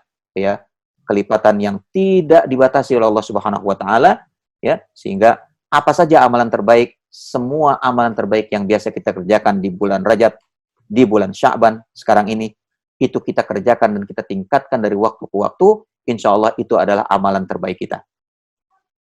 Apa saja tanda-tanda puasa yang diterima oleh Allah Subhanahu wa Ta'ala? Tanda-tanda puasa yang diterima oleh Allah Subhanahu wa Ta'ala sama seperti tanda-tanda sholat yang diterima Allah. Sama seperti tanda-tanda umroh yang diterima Allah. Sama seperti tanda-tanda haji yang mabrur yang diterima Allah Subhanahu wa Ta'ala. Apa itu? Dampak dari ketika puasa, sesudah puasa, semakin membuat orang tersebut takwa kepada Allah Subhanahu wa Ta'ala. Semakin membuat orang tersebut menjadi orang yang sabiqun bil khairat. Semangat untuk terus terlibat dalam amal-amal kebaikan, amal-amal dakwah, amal-amal ketaatan kepada Allah Subhanahu wa Ta'ala tanpa pamrih, hanya ridho Allah Subhanahu wa Ta'ala saja yang dituju. Kemudian juga semangat juga untuk meninggalkan keburukan, meninggalkan kemaksiatan, meninggalkan kedurhakaan kepada Allah Subhanahu wa Ta'ala. Yang tadinya masih ragu-ragu, sekarang tambah semangat untuk meninggalkan keburukan tersebut. Nah, maka tanda-tanda seperti ini sama seperti tanda-tanda haji, tanda-tanda umroh, tanda-tanda sholat, tanda-tanda amal soleh yang baik. Ketika dia diterima oleh Allah Subhanahu wa Ta'ala, maka semakin dekat orang tersebut kepada Allah. Semakin takut kepada Allah, semakin cinta kepada Allah, semakin kencang baca Qur'annya, semakin semangat menghafal Qur'an, menghafal hadis, semakin dekat dengan saudara-saudaranya, semakin memuliakan gurunya, semakin memuliakan hormat orang tuanya, semakin menyayangi junior-juniornya, dibimbing, ikhlas hanya karena Allah Subhanahu wa Ta'ala. Nah, itu cirinya seperti itu. Tapi orang puasa-puasa, tapi masih aja nggak menghargai orang. Orang baru ngomong sedikit, dipotong. Orang baru ini segala macam, dipotong. Ya, tidak menghargai orang, mengecilkan orang, merendahkan orang. Apa itu? Baru begitu aja udah bangga. Nah, ini namanya puasa tinggal puasa, amalan tinggal amalan. Ya, puasanya kemana, amalannya kemana. Na'udzubillah min dzalik. Ya, maka kata Nabi SAW, Ramadan itu 2. 1, orang yang akan mendapatkan kebaikan dan kelipat gandaan kebaikan tersebut. 2, orang-orang yang celaka. Orang-orang yang rugi. Kenapa? Ramadan keluar, dosanya nggak diampuni. Faman hurima khairaha faqad hurim. Siapa yang dihalang-halangi Allah untuk mendapatkan kebaikan, nggak bisa dia untuk mendapatkan kebaikan itu. Justru membuat dia, puasa itu membuat dia semakin jauh dari Allah Subhanahu wa Ta'ala. Lah emang bisa? Bisa. Na'udzubillah. Ya, tapi bisa seperti itu. Karena kata Nabi SAW, kam min sha'imin laisa lahu min siyamihi illa al-ju' wal 'atas. Berapa banyak orang yang puasa, melawan puasa, lapar dia, haus dia, capek dia, ngantuk dia, sama seperti orang puasa yang lain, tapi nggak dapat apa-apa dari puasanya kecuali lapar dan dahaga. Kalau kita tambahin, kecuali lapar dan dahaga, ngantuk, capek, lemes, tapi nggak dapat apa-apa. Na'udzubillah min dzalik. Jadi, apa tanda-tandanya? Tanda-tandanya adalah dia semakin dekat dengan Allah Subhanahu wa Ta'ala. Wallahu a'lam bishawab. Baik, demikian tadi ya dari siapa tadi ya, Bu Nur Afifah. Ini ada lagi pertanyaan, Ustaz. Langsung dua saya bacakan, Ustaz ya. Assalamualaikum, Ustaz. Saya Nanda. Afan mau tanya juga gimana agar bisa lebih istiqomah dalam ibadah walaupun di rumah saja. Karena kan sekarang online semua kajian, tugas kuliah, dan lain-lain. Kemudian pertanyaan yang kedua, yang selanjutnya dari Sudibyo. Sudibyo ini nama lainnya dari Miha, Ustaz. Ustaz, di tengah kondisi wabah seperti ini, umat muslim diminta untuk beribadah di rumah. Sedangkan saat Ramadan, nanti ada malam Lailatul Qadar, yang mana biasanya kita beriktikaf di masjid. Lantas bagaimanakah kita bisa mendapatkan Lailatul Qadar di saat kondisi kita tidak bisa beriktikaf di masjid? Jazakallah khair, Ustaz. Halo Ustaz, ada dua pertanyaan. Bismillah, wassalatu wassalamu ala Rasulillah. Jazahumallahu khairan wa jazakumullahu khairan. Yang pertama tadi dari Nanda ya. Nanda pertanyaannya tuh istiqomah di Ramadan di masa online, serba online. Ya, bagaimana istiqomah? Bagaimana caranya kita istiqomah di bulan Ramadan dengan cara online ini? Jadi yang pertama, kita berdoa kepada Allah Subhanahu wa taala, ya Allah, a'inni ala dzikrika wa syukrika wa husni ibadatik. Ya Allah, bantu saya ya Allah, tolong saya ya Allah, kuatkan saya ya Allah, ala dzikrika, untuk selalu berzikir kepadamu. A'inni ala dzikrika wa husni ibadatik, dan semakin bagus ibadahku kepadamu ya Allah. Berdoa kepada Allah. Jadi cara yang pertama, berdoa kepada Allah. Ya, minimal habis sholat fardu itu doa, Allahumma a'inni ala dzikrika wa syukrika, dan bersyukur kepadamu, wa husni ibadatik, dan semakin baik ibadahku kepadamu. Ini. Yang kedua, ada ta'awun. Ta'awun. Ya. Wa ta'awanu 'alal birri wat taqwa. Wa la ta'awanu 'alal itsmi wal 'udwan. Saling tolong-menolong dalam kebaikan, jangan tolong-menolong dalam keburukan. Tolong-menolong sama siapa?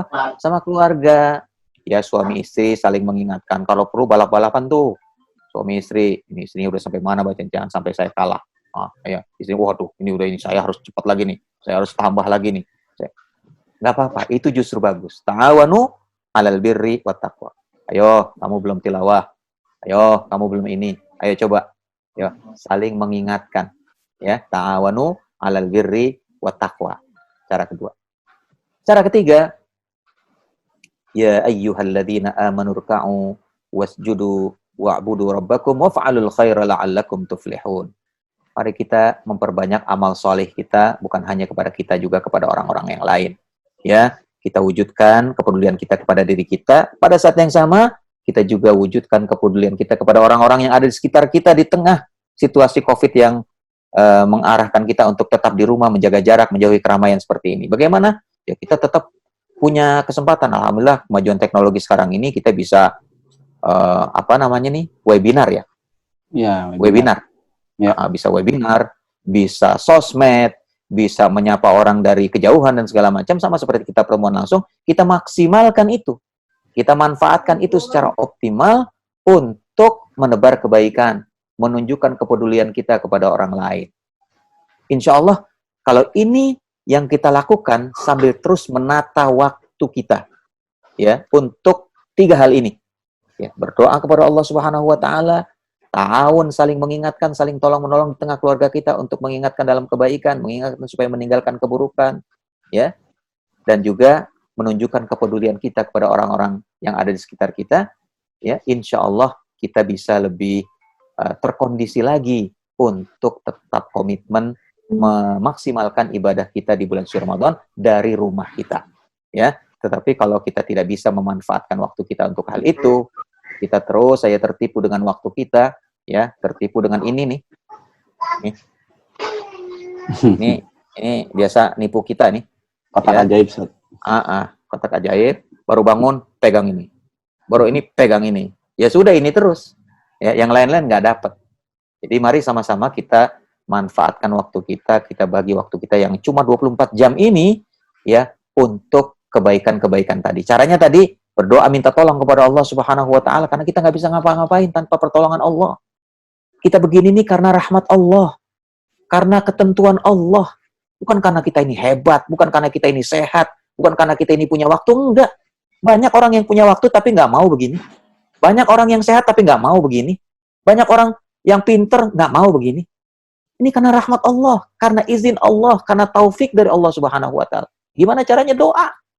Ya Allah tolong hamba, bantu hamba. Nah, itu jangan lupa.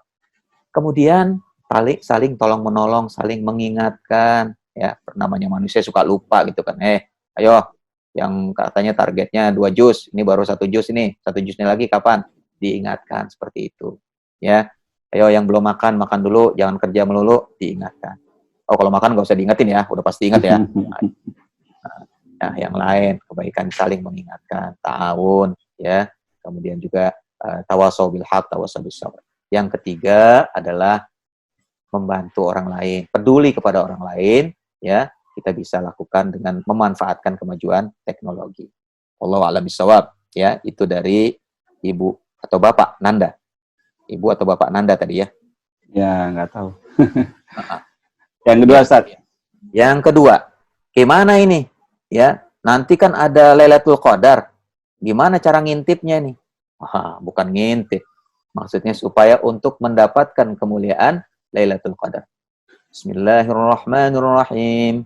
Inna anzalnahu fi Lailatul Qadar.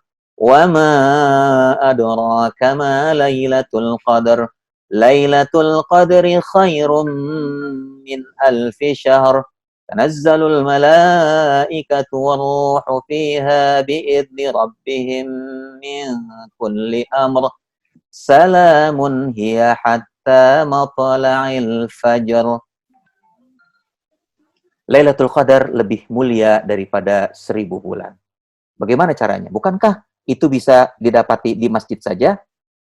Sekarang, sekali lagi, kita bukan menghindari masjid. Kita bukan meninggalkan masjid. Tetapi, terus menjaga kecintaan kita kepada masjid, dipindahkan ke rumah. Ya, sehingga kita tetap bisa i'tikaf di rumah. Lah kan ayatnya, ya, wa antum aakifuna fil masajid. Wa antum aakifuna fil masajid. Kamu i'tikafnya itu di dalam masjid. Nah, sekarang di masjid itu kan rame-rame. Kita bukan menjauhi masjid, tapi menjauhi keramaian di masjid. Jadi kita iktikaf di rumah, niatnya innamal a'malu binniyat. Kita niatnya ini di masjid. Ya, sehingga nanti mungkin bisa kita lakukan, kita tetap beriktikaf sebagaimana yang dulu dilakukan oleh Rasulullah SAW dan istri-istri Rasulullah SAW. Dulu istri-istri Rasulullah SAW bikin kemah di rumah. Ya, i'tikafnya bikin kemah di rumah. Karena melihat Rasulullah SAW bikin kemah di dalam masjid, mereka pindahkan ke dalam masjid. Nah, kita pun jadi bisa sekarang. Karena, sekali lagi, bukan meninggalkan masjid. Di masjid itu ramai-ramai, tidak boleh ramai-ramai, karena COVID ini nggak boleh ramai-ramai. Maka di rumah, silahkan kita bikin kemah di rumah. Ya, maksudnya apa kemah di rumah? Nanti mungkin kita ambil, ya, i'tikaf itu nggak di kamar lah. Ya, kita ambil di ruang tamu atau di ruang khusus, dimanapun. Ya, kita di situ, kita sholat di situ, kita sholat tarawih di situ, kita tilawah di situ, kita tadarus di situ, kita kaji Al-Quran, tafsirnya, kita kaji di situ, kemudian kita beriktikaf di situ, berdoa kepada Allah Subhanahu Wa Taala di situ, ya, mengamalkan apa yang dulu pernah diamalkan oleh Ummul Mukminin, istri-istri Rasulullah SAW, ya, beriktikaf di rumah dengan membuat semacam mukhayyam, semacam khaymah, ya, semacam kemah gitu, untuk tempat khusus. Jadi nanti caranya kita masuk di rumah, kita niatkan, kita ke masjid, lalu malam Lailatul Qadar, yaitu ya kita cari malam Lailatul Qadar. Jangan hanya malam 27 ya. Nah, kata Nabi SAW, jangan cari cari malam Lailatul Qadar di malam 27, nggak ada itu hadisnya, ya. Yang ada taharrau Lailatul Qadri fil ashril awakhir min Ramadan, di 10 hari terakhir bulan Ramadan. Jadi nanti malam 21 sampai seterusnya itu kita mulai niatkan, ya. Ini kita di masjid, ini kita ke masjid tapi di rumah, gitu ya. Ambil tempatnya, silakan di mana, ya. Mau di, ya, jangan di WC ya, nggak boleh. Ya, di tempat yang lain, ya, yang layak gitu, untuk kita jadikan khaimah, untuk kita jadikan tempat khusus, ya. Kita niatkan di masjid, lalu kita melakukan sebagaimana yang kita niatkan ketika kita kemarin-kemarin itikaf di masjid. Insya Allah, mudah-mudahan, wallahu a'lam bishawab, kita tetap akan mendapatkan kemuliaan Lailatul Qadri khairun min alfi syahr. Wallahu a'lam bishawab. Baik, sekalian jelas Ustaz. Ini masih ada waktu Ustaz ya. Masih ada penanya lagi. Ini sepertinya para penanya menuliskan semua pertanyaannya di chat Ustaz. Jadi yang cuman Martin yang langsung bertanya. Ya. Baik, penanya berikutnya ini dari Mudofir. Assalamualaikum Ustaz. Afan sebelumnya Ustaz, mau tanya. Ustaz, mana amal yang lebih baik? Kita membaca Al-Quran seharian penuh atau zikir seharian penuh, kecuali waktu sholat dan aktivitas yang dianggap penting, saat itu berhenti dan melanjutkan kembali. Mudah-mudahan dulu ya. Ustaz bisa, ya, Ustaz. Bismillah, wassalatu wassalamu ala rasulillah. Assalamualaikum Pak Mudofir. Oh, nih saya bisa ngelihat nih Pak Mudofir nih. Masya Allah. Ahlan wa sahlan, jazakumullah khair. Ya, atas pertanyaannya. Gimana ini, ya, amal kita yang lebih baik? Kita membaca Al-Quran seharian penuh, atau zikir seharian penuh, ya, kecuali waktu sholat. Mana yang terbaik? Yang terbaik adalah kita mengerjakan semua kewajiban-kewajiban kita yang telah diwajibkan oleh Allah Subhanahu wa Ta'ala, tanpa mendahulukan yang ini, mengabaikan yang itu.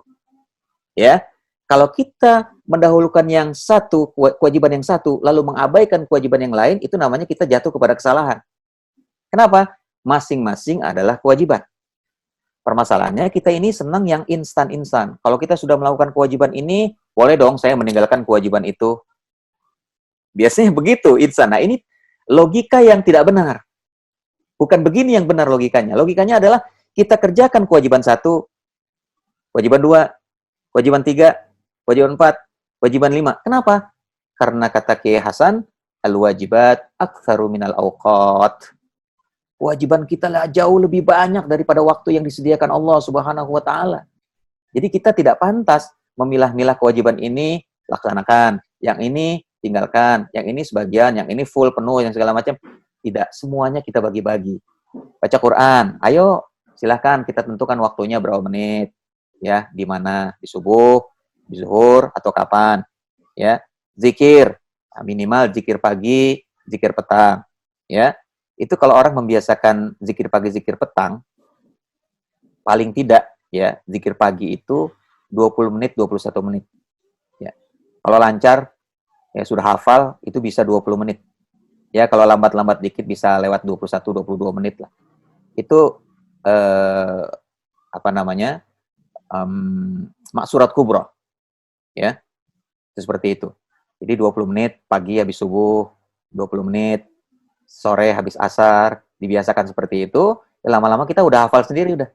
Ya, nggak perlu lagi ngeliat-ngeliat lagi, ngebet buku lagi, ya sudah hafal sendiri insya Allah kalau sudah dibiasakan. Jadi kita dapat pahala zikir, fadilah zikir, kita dapat fadilah sholat, kita berjamaah, kita dapat fadilah membaca Al-Quran, kita dapat fadilah membantu di rumah tangga kita, bantu masak, bantu nyuci, bantu bersih-bersih rumah, kita dapat pahala nasihatin anak, nasihatin istri, nasihatin suami, kita dapat pahala peduli kepada tetangga kita dapat pahala silaturahim dengan saudara kita, dengan video call, kita dapat, semuanya adalah kewajiban-kewajiban kita yang sedapat mungkin kita lakukan. Kalau kita lakukan satu persatu kewajiban yang sudah sama-sama kita pahami sebagai sebuah kewajiban, insya Allah kita bisa merasakan apa yang dikatakan oleh Kiai Hasan, ya, al-wajibatu aktsaru minal awqat. Kewajiban kita ternyata lebih banyak daripada kewajiban kita ternyata lebih banyak daripada waktu yang Allah sediakan untuk kita. Tapi kalau kita fokus pada satu lalu mengabaikan yang lain, jangankan kehabisan waktu kita. Ya, yang ini udah habis ya kita bingung ini mau ngapain lagi nih ya? Mau ngapain lagi nih? Bingung kenapa? Karena kita nggak terbiasa meratakan kewajiban kita yang satu dengan yang lainnya. Apa namanya nih? Synchronize. Kira-kira begitulah ya bahasa korannya. Mensinkronisasi, menyamakan sinyal kewajiban kita yang satu dengan kewajiban yang lain. Nah, jadi mari sama-sama kita biasakan ya untuk melaksanakan semua kewajiban yang sudah kita pahami sebagai sebuah kewajiban kita bagi-bagi waktu kita latih ya untuk membagi waktu kita untuk mengerjakan semua kebaikan-kebaikan. Insya Allah Allah akan berikan kemudahan bagi kita. Wallahu a'lam bishawab. Baik, Ustaz. Sekarang sebelum ke penanya berikutnya, ini ada pengumuman dari panitia bahwa sampai saat ini total infak majelis yang sudah terkumpul adalah Rp200.000. Jazakumullah khair katsira. Bagi antum yang akan memberikan infak majelis, tafadhol bisa ditransfer ke nomor rekening yang ada di sini bawah ini. Baik, selanjutnya ini penanya berikutnya dari Nurul. Bu Nurul.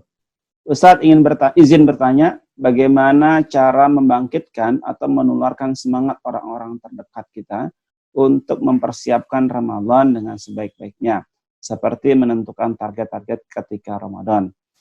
Karena terkadang mendapatkan penolakan dengan kata, ibadah gue, puasa gue, kok lo yang repot sih?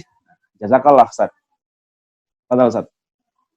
Bismillah, wassalatu wassalamu ala rasulillah. Jazakallahu khairan wa jazakumullahu khairan. Jadi sebenarnya bukan hanya itu. Bukan hanya ibadah gue, puasa gue, kok lu yang repot. Biasanya ada tambahan, jangan so alim lah. Nah, biasanya gitu. Yang paling enak dijawab, jangan so kafir deh. Tapi nggak usah gitu jawabannya ya. Nggak usah. Ya, biarin aja orang nggak usah itu. Kenapa? Karena memang tujuan kita bukan untuk nyalah-nyalahin orang. Ya, tujuan kita adalah nahnu du'at la qudot. Kita bukan untuk memvonis orang. Kita mengajak orang kepada kebaikan. Cuma memang caranya harus benar, caranya harus baik, caranya harus tepat. Gimana nih orang-orang terdekat kita bisa mempersiapkan Ramadan supaya mereka nggak ibadah gue, puasa gue, jangan so alim lah, supaya nggak begitu. Yang pertama, kita yakini bahwa apa yang kita sampaikan kepada mereka, apa yang kita nasihati kepada mereka, ini lillah. Lillah. Karena Allah. Jangan ada sedikit pun di dalam hati kita ketika kita nasihati saudara kita, orang terdekat kita, bahwa dia lebih buruk, saya lebih baik dari dia. Jangan sampai ada seperti itu. Ya. Murni ini adalah tawasaw bil haq, tawasaw bis sabr. Saya tidak lebih baik dari dia, tapi saya berkewajiban mengingatkan. Itu dulu. Yang ada dalam hati kita niatkan bahwa kita tidak lebih baik dari dia, tapi ini hanya mengingatkan. Tazkirah. Tawasaw bil haq, tawasaw bis sabr. Itu satu. Yang kedua, kita harus pilih waktu yang tepat untuk menasehati dia. Ya, waktu yang tepat. Jangan orang lagi sumpek, muka lagi ditekuk. Sholat apa lo? Baca Quran lo, segala macam. Oh, udah langsung ibadah gue, ngapain lo? Begitu pasti. Kenapa waktunya nggak tepat? Orang lagi sumpek disuruh kayak begitu, ya. Bukan pesannya yang nggak benar, waktunya nggak tepat. Kebenaran yang disampaikan harus juga mempertimbangkan waktu yang tepat. Begitu kata para ulama kita, jangan sampai orang bodoh menolak kebenaran yang disampaikan karena kebodohan dia. Sebenarnya kebodohan itu bukan hanya dari dia saja, tapi juga kadang-kadang dari yang menyampaikan. Kenapa? Waktunya nggak tepat. Nggak dipilih waktu yang tepat untuk menyampaikan. Gitu ya. Yang ketiga, caranya. Caranya juga harus tepat. Begitu, mengingatkan orang supaya bisa memaksimalkan ibadah di bulan Ramadan. Bagaimana itu? Cara yang tepat itu. Biasakan orang untuk mengerjakan kebaikan. Kondisikan orang untuk terbiasa mengerjakan kebaikan. Ini kata kuncinya. Karena kalau orang yang nggak biasa mengerjakan kebaikan, kemudian disuruh kebaikan, dia pasti akan resisten. Dia akan pasti mengatakan, ada lu aja dah. Gue mau udah kayak gini kayaknya nggak bisa. Udah pasti resisten dia. Kenapa? Karena dia belum dikondisikan untuk menerima itu. Jadi kita ini kadang-kadang nafsu langsung, ya. Padahal yang kita ajak ini belum terkondisi. Jadi dikondisikan dulu. Nabi SAW pernah didatangi oleh seorang pemuda.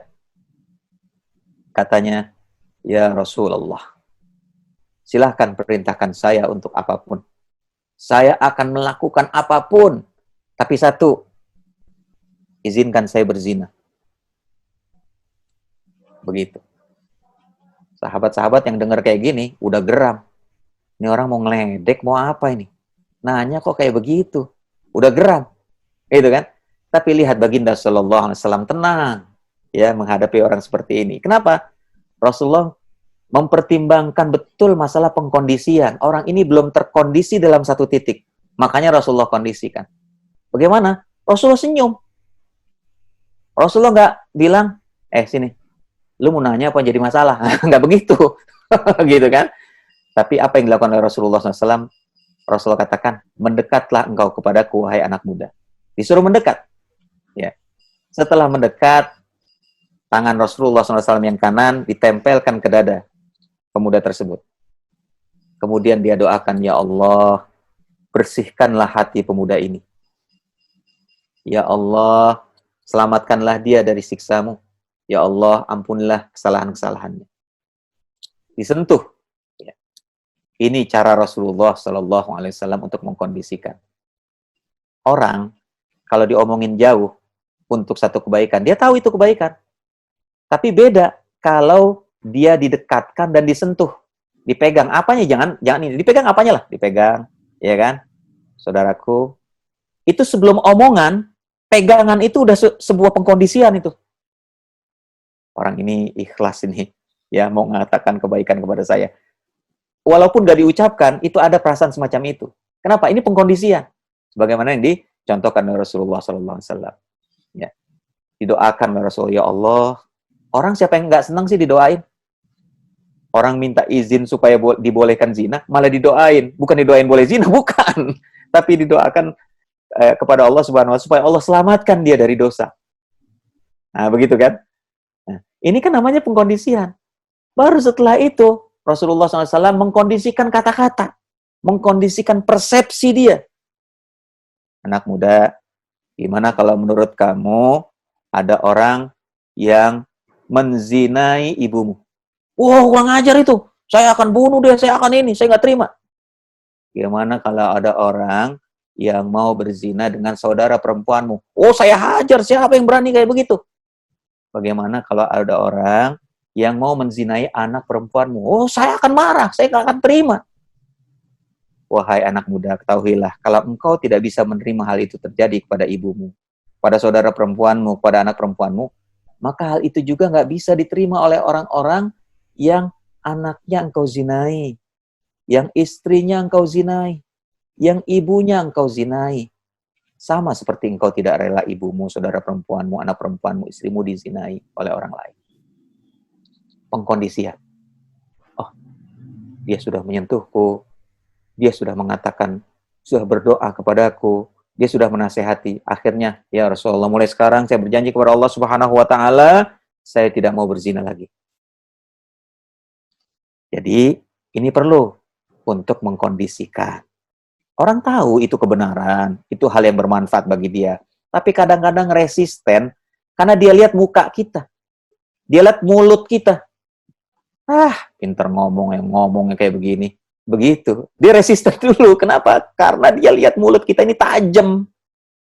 Mata kita ini nggak tulus. Mata kita ini menganggap dia lebih hina, kamu lebih mulia. Begitu persepsi dia. Makanya kita lunturkan persepsi ini dengan cara pengkondisian. Bagaimana kondisinya? Bisa seperti Rasulullah SAW seperti tadi, disentuh, didekati, dinasihati dengan baik, didoakan. Bisa juga dengan cara-cara ya yang sesuai dengan keperluan kita pada saat itu. Karena kita tahu orang terdekat kita sukanya apa. Kita masuk dari situ. Yang dia tidak sukai apa, jangan kita masuk dari situ. Nah, jadi bagaimana kita membangkitkan, menularkan semangat pakai cara-cara komunikasi yang benar. Ya sabar, Ya, jangan merasa kita ini paling baik. Kita menasehati karena Allah Subhanahu wa taala. Ya, nahnu du'at la qudat. Kita ini diperintahkan oleh Allah Subhanahu wa taala untuk mengajak orang kepada kebaikan, bukan memvonis orang, bukan memberikan hukuman kepada orang. Wallahu a'lam bishawab. Alhamdulillah rabbil alamin. Syukran jazakumullah khairan katsirah pada Ustaz Muhendri Mukhtar yang sudah memberikan pencerahan ilmunya kepada kita semuanya, sehingga insya Allah kita semuanya para cyber lovers ini bisa memasuki bulan suci Ramadan yang kira-kira berarti 5 hari lagi, Ustaz ya.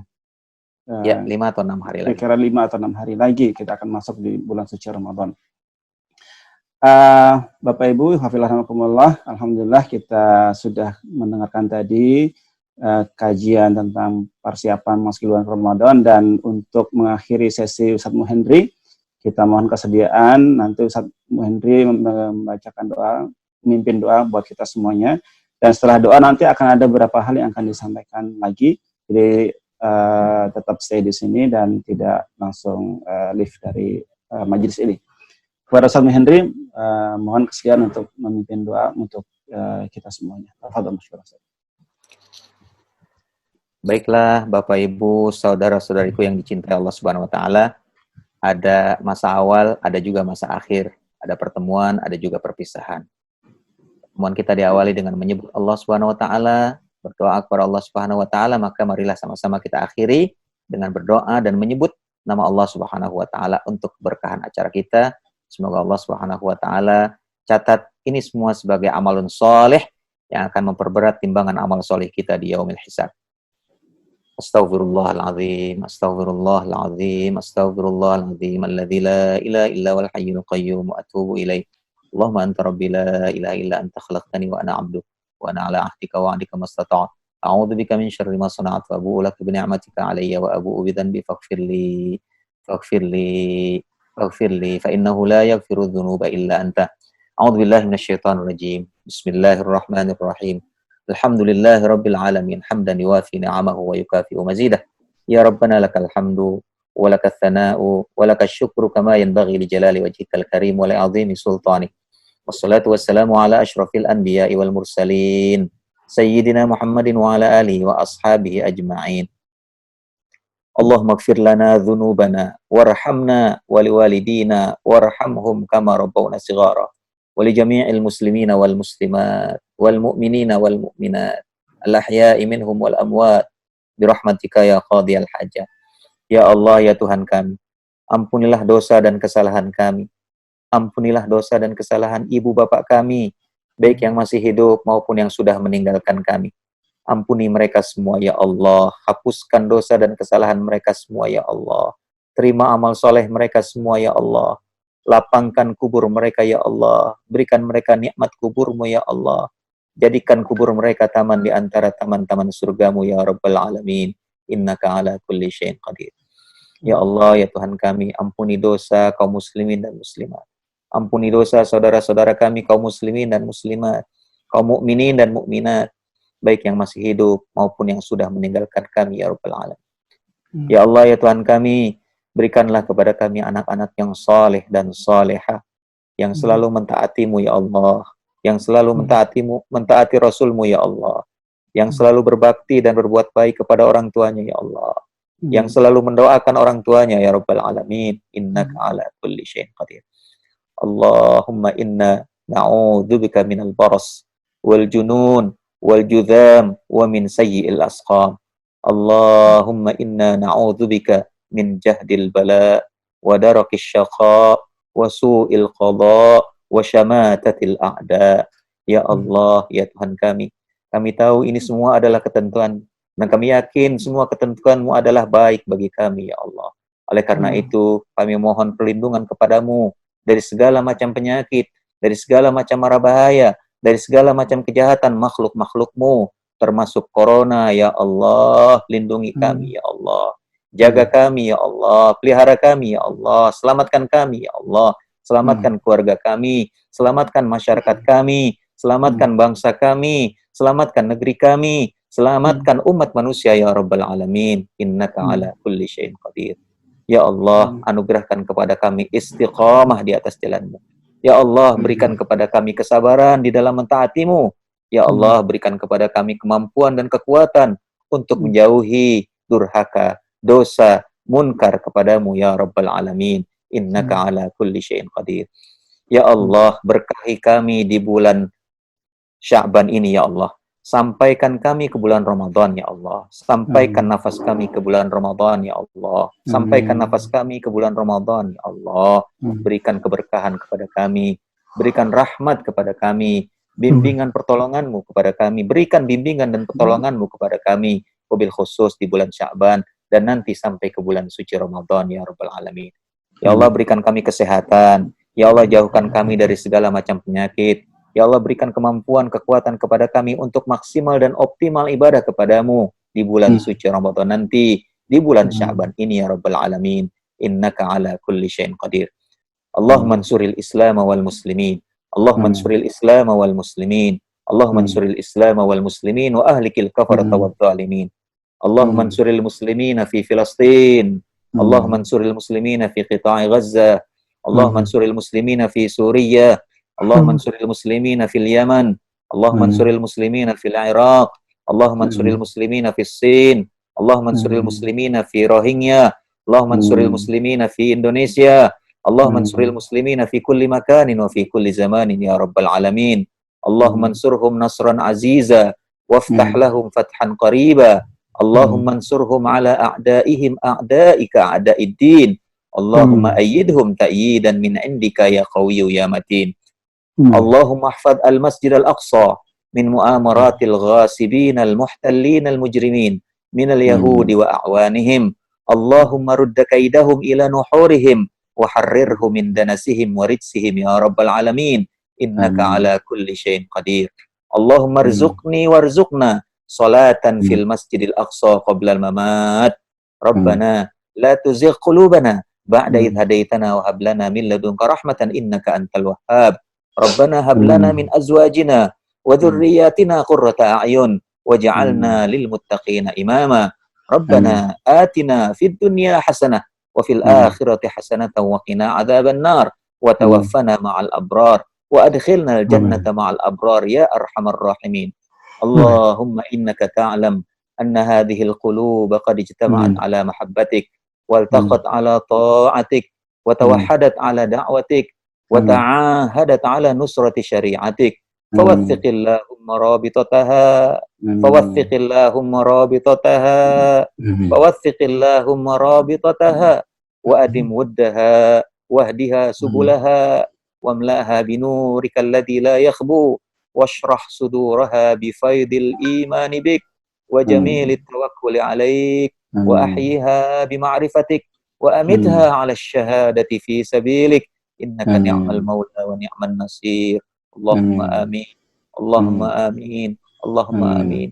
Wa sallallahu ala sayyidina Muhammadin wa ala alihi wa ashabihi wa baraka wa sallam. Walhamdulillahi rabbil alamin. Taqabbalallahu minna wa minkum. Syukran jazakumullah khairan katsiran kepada Ustaz Henry Mohtar yang sudah memberikan ilmunya sekali lagi pada kita semuanya.